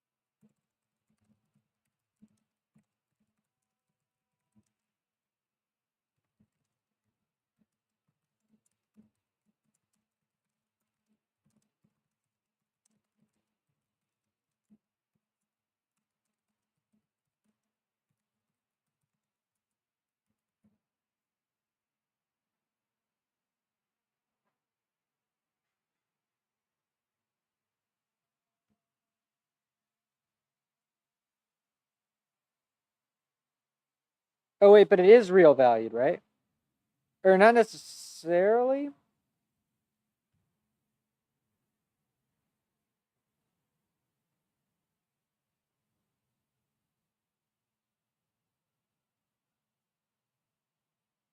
Okay, so you do apply the intermediate value theorem. Okay, cool. P is real value.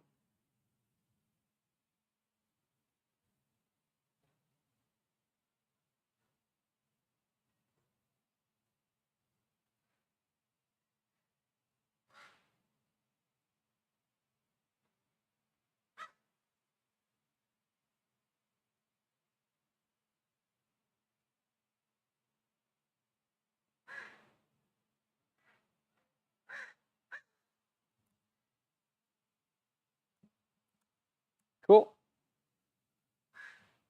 Problem 9.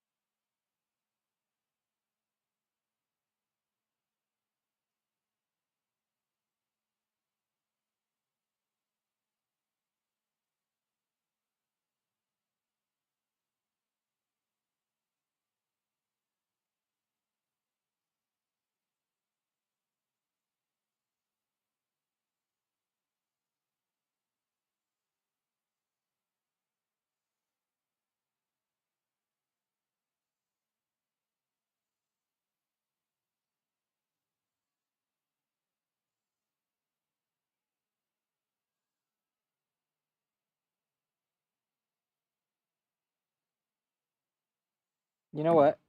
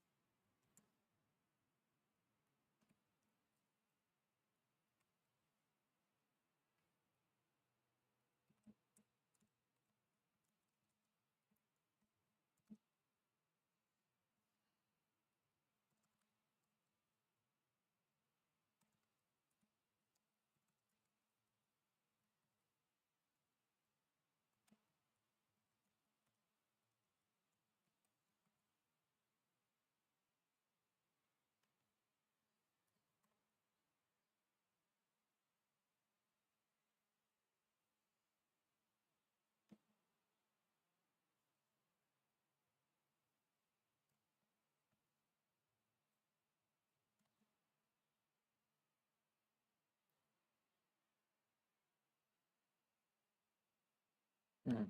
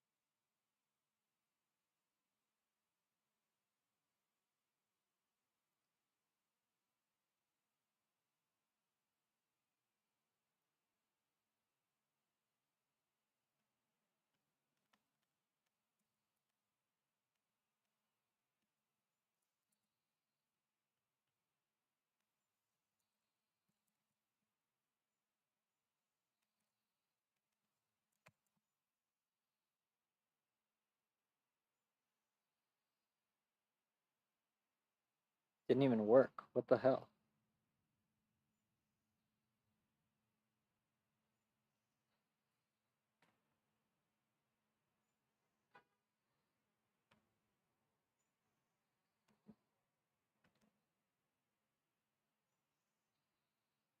Oh, nice. Now that's what I want. There we go, bro. Mathematica rules. They always got something.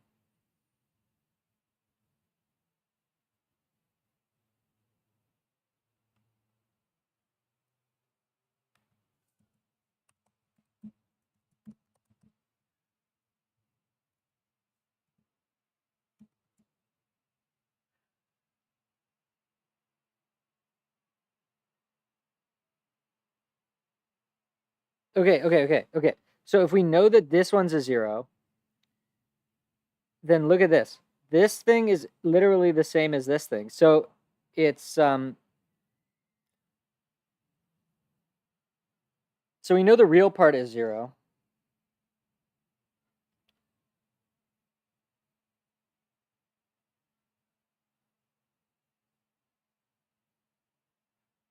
Oh, and this is just going to be a minus here, so this is plus, and that's 0.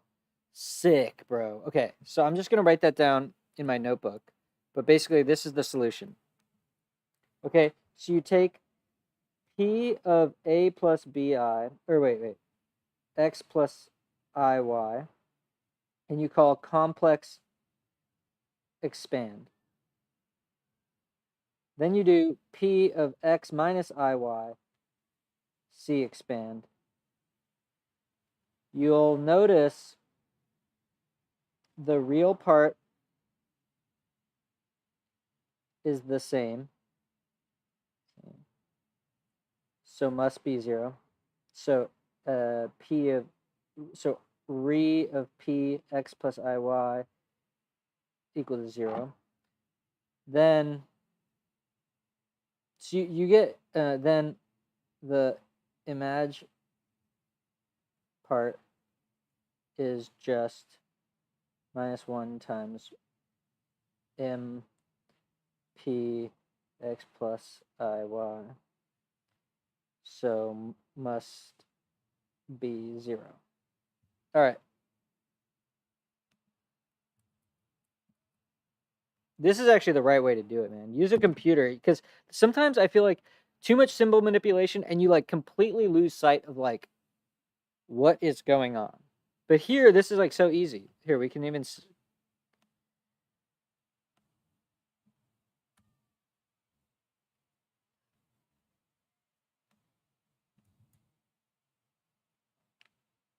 all right, so here's what we do.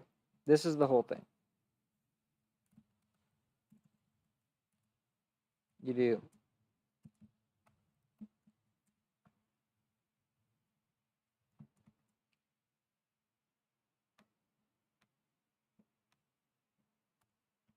okay, so you got your cubic, your like generic cubic univariate polynomial. Then you complex expand, you give it a complex number, and you do complex expand, and you see that you get, some real part and you get some imaginary part. Then you take then you complex expand the polynomial on the conjugate, and you find that this is equal to, you just have to negate this sign. It's actually so beautiful. All right, so we did problem 9. Problem 9 was easy. Problem 9 was easy with a computer, but I swear, man, you got to use a computer.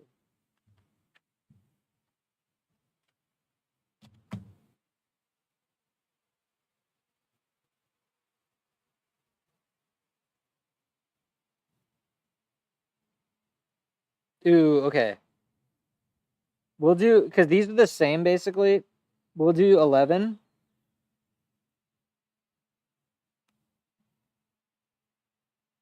And we'll do 12. We'll do 11 and 12.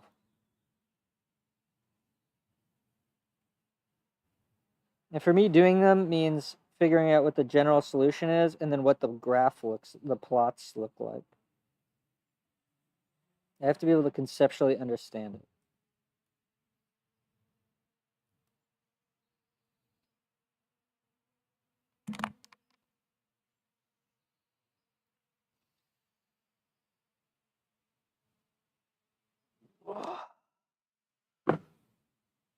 All right, I'm gonna take a walk around the block though. Give me a minute. I'm feeling so tired.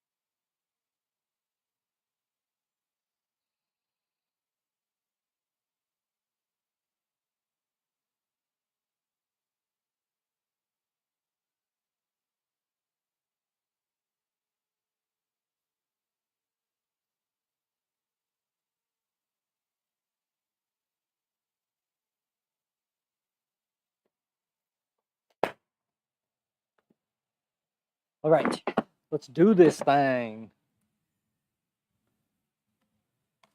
Oh.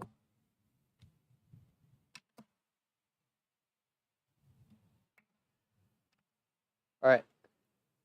So we got this. So we have y prime is equal to by. Now we're trying to figure out what the heck does this system do? So step 1, eigenvalues. Step 2, eigenvectors. Step 3 is general solution, really. Oh yeah, and then this is going to be tough because I actually need to review this because I did this yesterday and I was trying to remember it last night and I couldn't even remember what the hell was going on. How you supposed to solve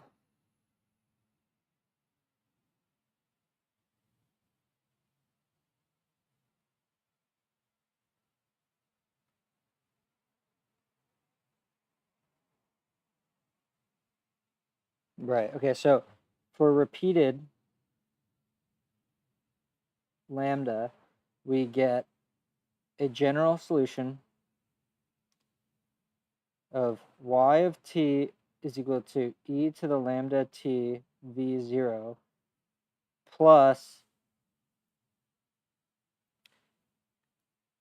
but don't you need coefficients? Or no, you don't need coefficients because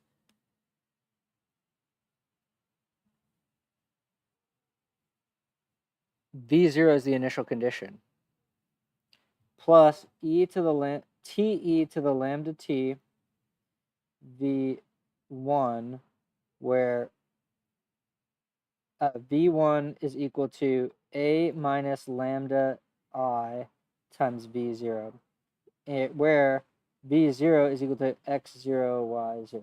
Okay, but the I forget why does this t show up?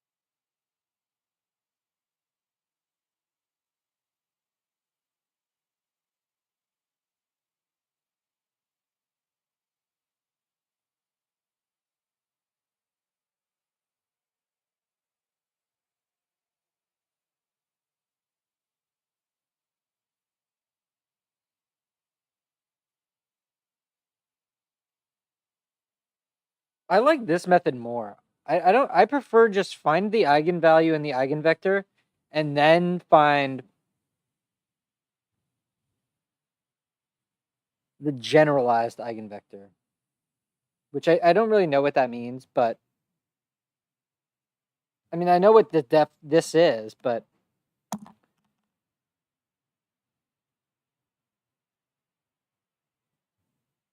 or sorry, this one. Yeah, this one. I was like, what? And then V1 is equal to, what is V1?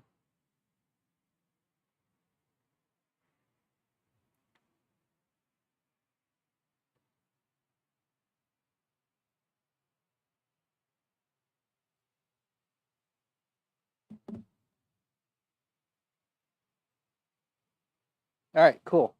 That checks out. What was my GPA? When? All right. All right. So let's actually do the problem now. So we're on this problem 11. All right. So let's actually get started. Now that we did that little refresher,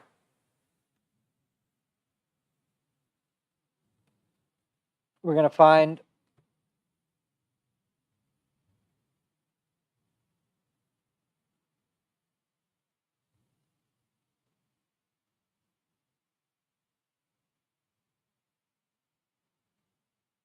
all right, these are the steps. So step 1,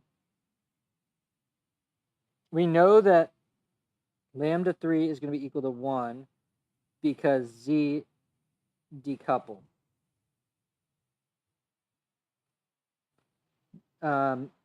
Now we want to find basically, so we have -2, 1, 0, 2 as -2 as our matrix, right? We want to find the eigenvalues of this. And what we can do is we can say t is equal to -4, d is equal to 4, and we're going to get lambda squared plus 4 lambda plus 4 equals 0. So then we get lambda plus 2 squared equals 0. So then lambda 1 equals lambda 2 equals 2. Minus 2, minus 2, minus 2. I'll be right back.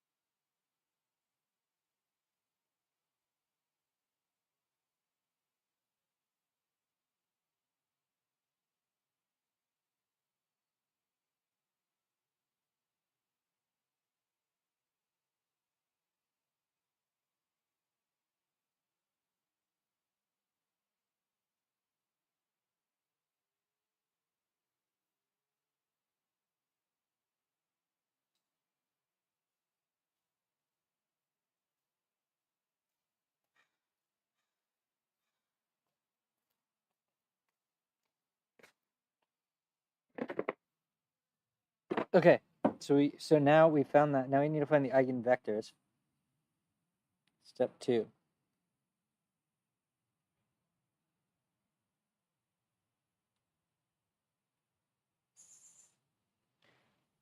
So now we want to find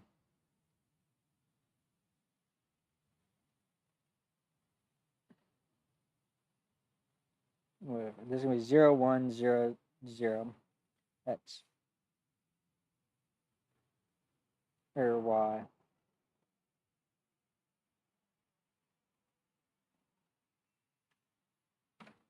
So v is equal to 1, 0. X is free.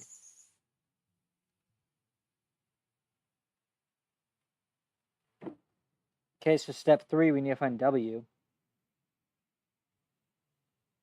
So now we're going to figure out for A minus lambda I times W is equal to V. So we need to effectively do a 0, 1, 0, 0 backslash 1, 0. W is equal to 0, 1, I think.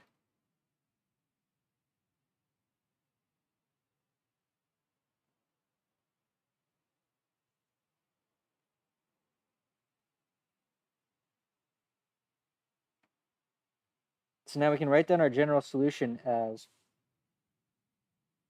our general solution y of t is going to be C1 e to the, oh, wait. This is only for a single, okay, this is going to be like y1 of t. So this is going to be the general solution for, oh, and you know what, we have to be careful because this actually needs to be like a, and I don't actually know that's the case. Actually, we do know that's the case because you're gonna get you're gonna get like a what do? We did +2. So this is gonna be like a 3 and then a 0. Okay, so we're good there. All right, so this is gonna be like the first solution with the repeated roots. This top block. We're gonna get C1 e to the -2t times V, which is the actual eigenvector. This is going to be 1, 0, 0 plus C2 e to the -2t times 0, 1, 0. Is that right?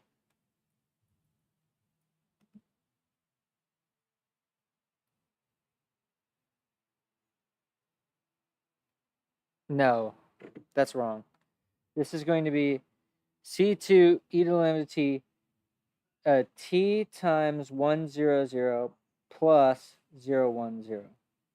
So this is the TV plus generalized eigenvector thing. Okay. Now that we have that, though, we want to put it in the step 5. We want to like put it in the correct form. All right, so then step 5, we basically want to factor out the e to the lambda t. So we got e to the -2t times C1 1, 0, 0 plus this is going to be equal to C2 e to the -2t t 0, 0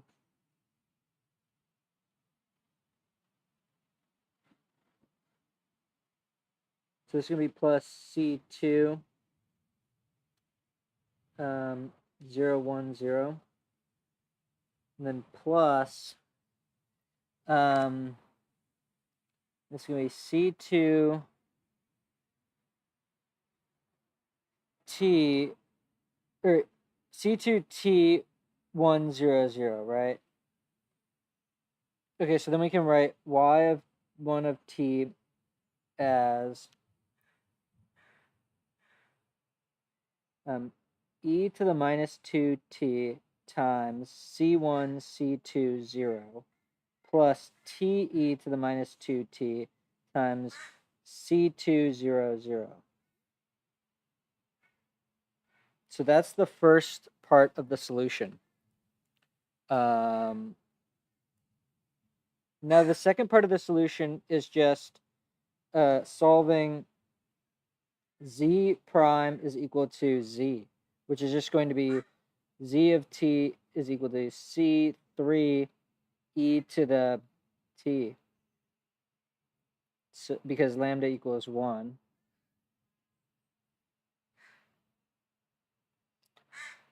So that's just going to be, then we add on, so the eigenvector for this is going to be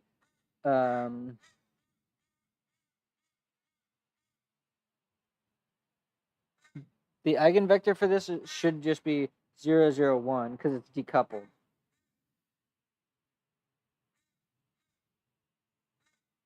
So then we can just do plus C3 e to the t 0, 0, 1.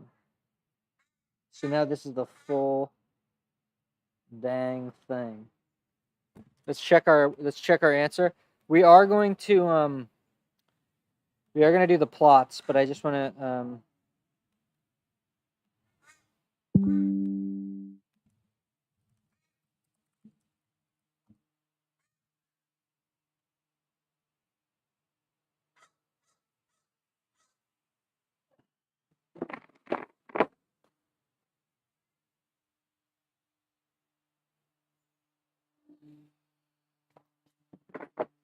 okay. We got our Jordan block, so lambda equals -2. And we found the eigenvector. Then we found the generalized eigenvector.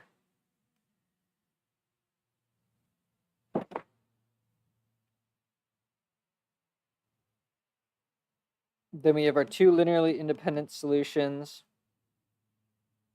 Wait a minute. Wait a dang minute.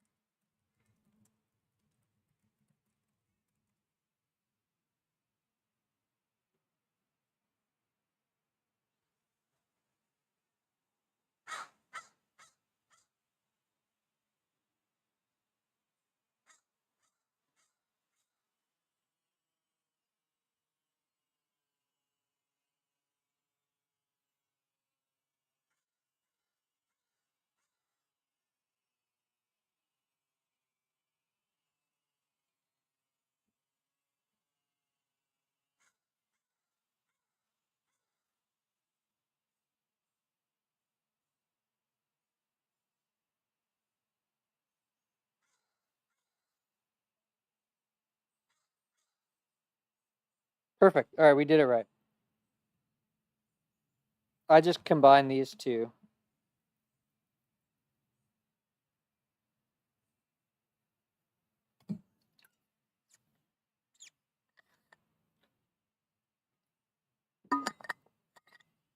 All right, how many more of these do we need to do? I don't know.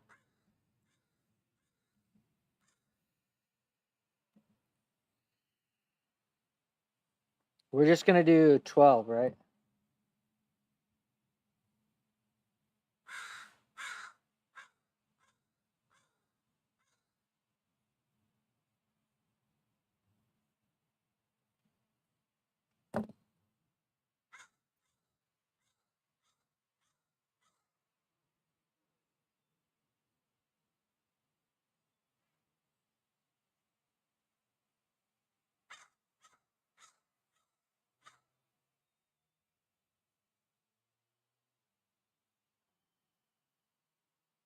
Oh wait, we forgot to do our sketches.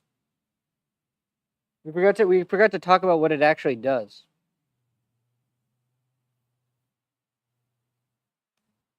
Okay, so let's just talk about it. So we have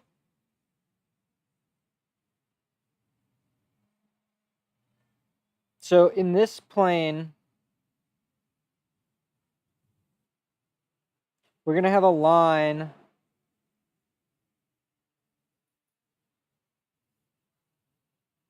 here.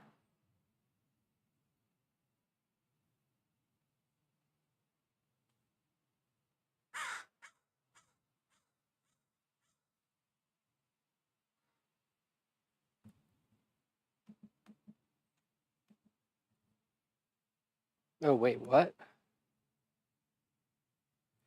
Yeah, we're going to have I think we're going to have a line here. And solutions are going to do this thing.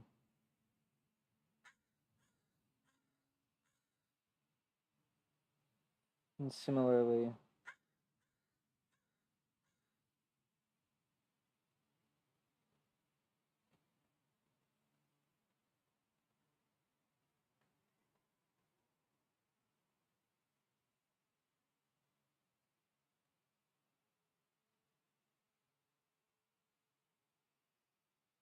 Okay.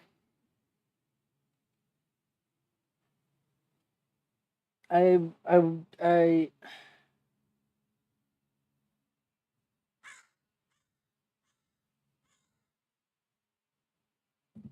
hold on.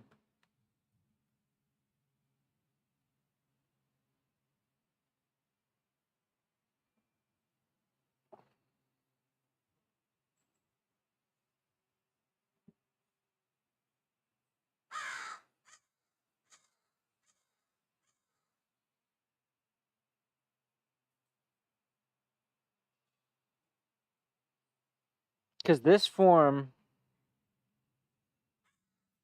V1 is the actual eigenvector.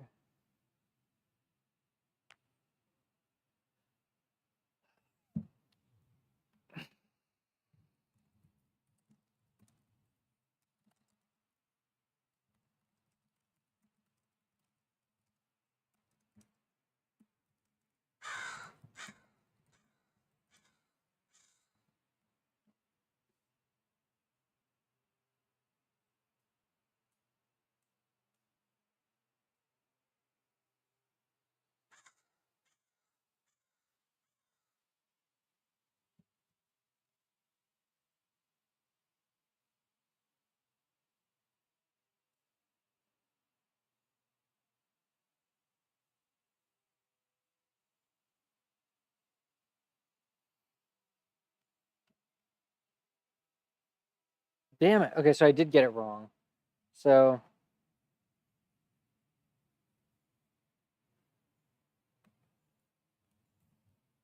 how can I...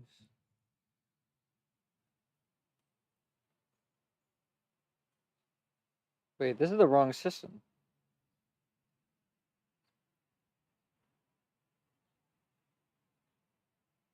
Wait, we're talking about the system.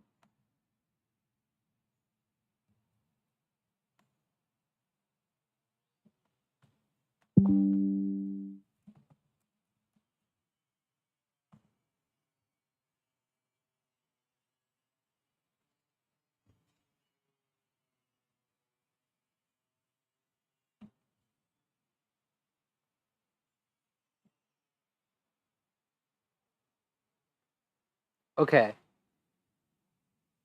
Yes. All right, so we did do it right. I was getting so confused, man.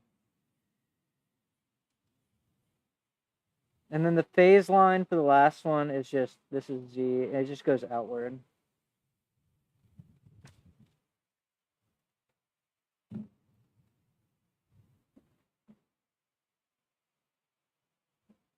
All right, so let's see. So we did it. So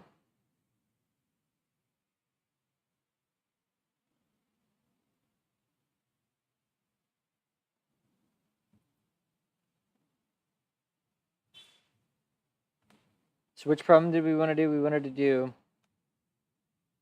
12. All right, so we're ready to do 12. All right.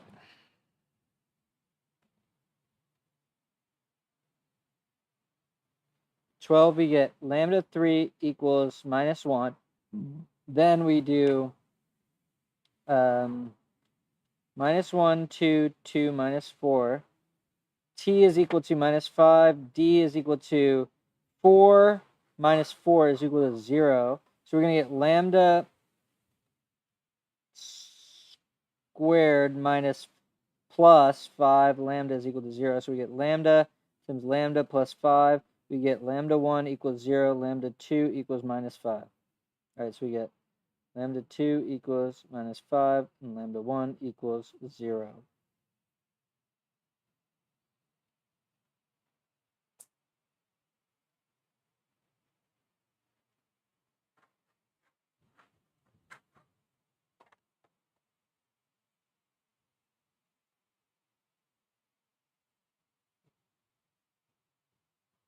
So we know that V3 is going to be equal to 0, 0, 1.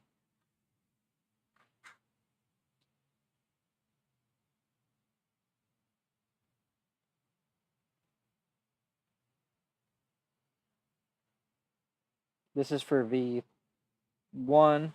We have minus 1, 2, 2, 4, x equal to 0.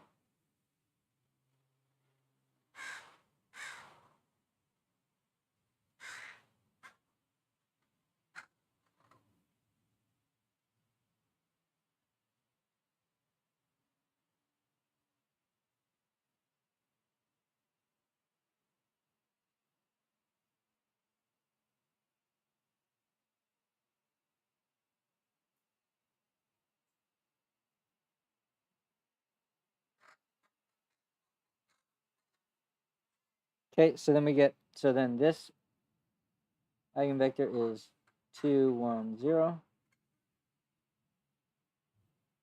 Finally, we're going to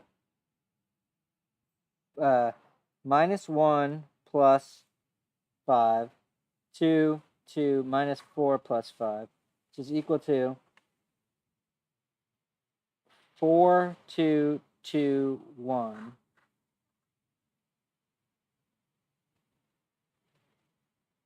So we're going to get 4x plus 2y is equal to 0.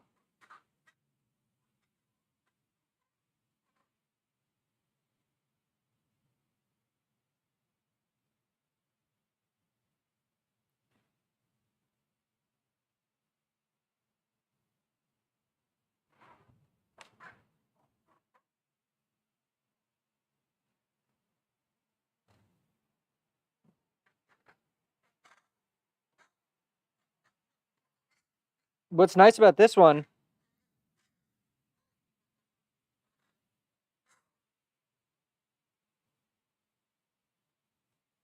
is that we have 3 distinct eigenvalues. 3 distinct eigenvalues. So our solution, y of t, is going to be equal to the sum of ki e to the lambda I t vi.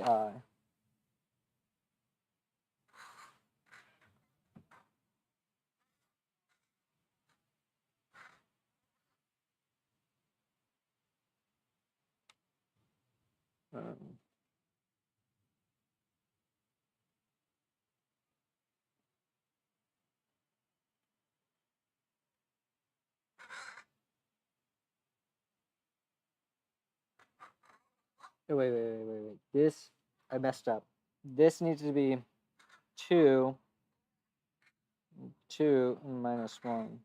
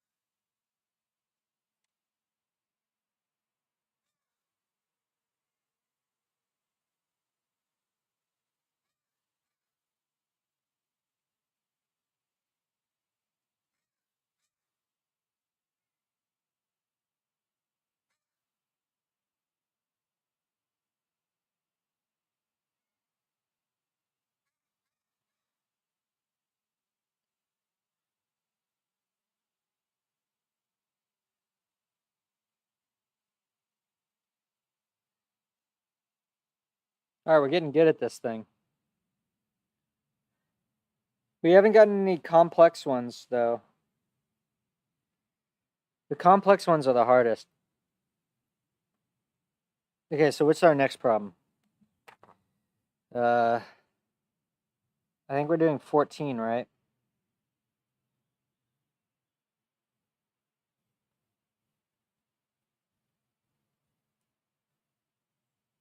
Okay, so let's do 14.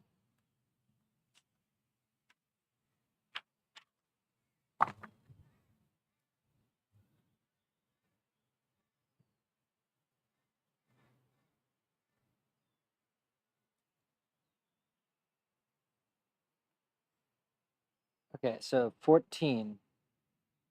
C is equal to minus 2, 1, 0, 0, minus 2, 1, 0, 0, minus 2. So this one is a little bit interesting because I don't think it's decoupled fully. So if we were to write it out in equations, it'd be like minus 2.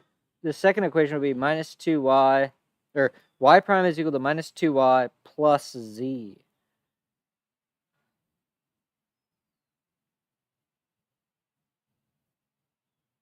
But z itself is decoupled. So it's upper triangular. Wow, and it's 3 repeated roots. If it's upper triangular, this is the only eigenvalue.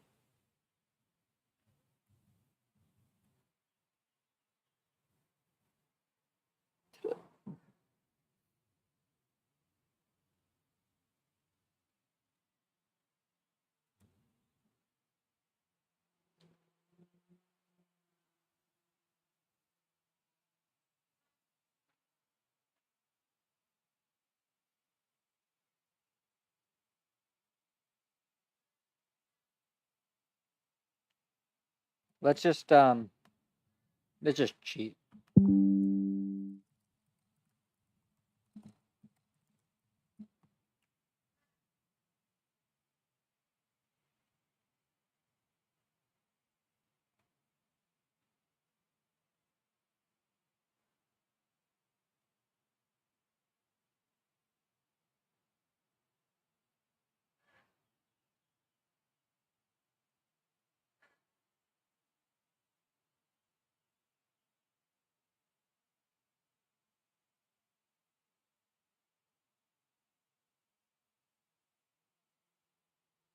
What the hell?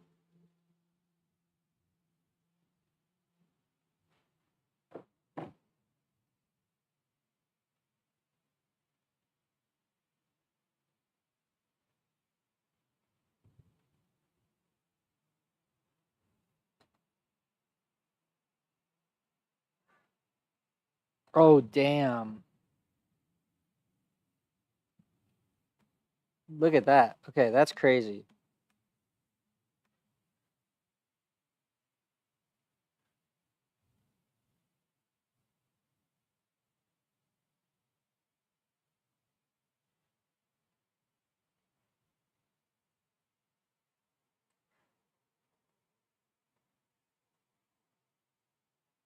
That one's nuts. I don't know how they got that. It's like that. I mean, it really comes down to what the hell is a generalized eigenvector. All right. Now let's do this one.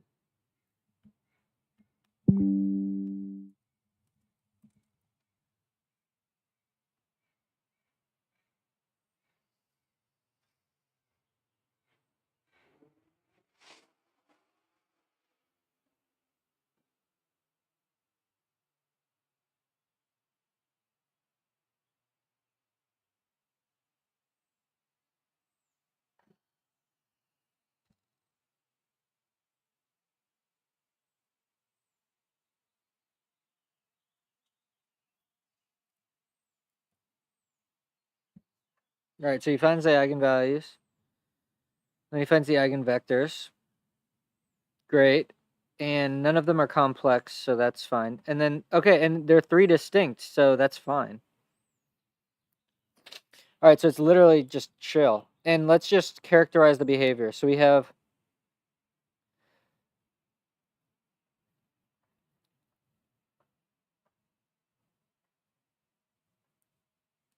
a saddle because we're going to have 2 positive eigenvalues and 1 negative eigenvalue. So we have a saddle with 3 straight line solutions. Okay, that's it for this section. We got to get on to, well, I gotta write the homework up, but I also got to read the Laplace transform stuff. So I think next I'll look up what the homework problems are, and then we'll type up the homework problems as fast as possible because that stuff is not. Maybe I'll do that after. Maybe we'll go straight into the Laplace stuff, but I gotta eat some food.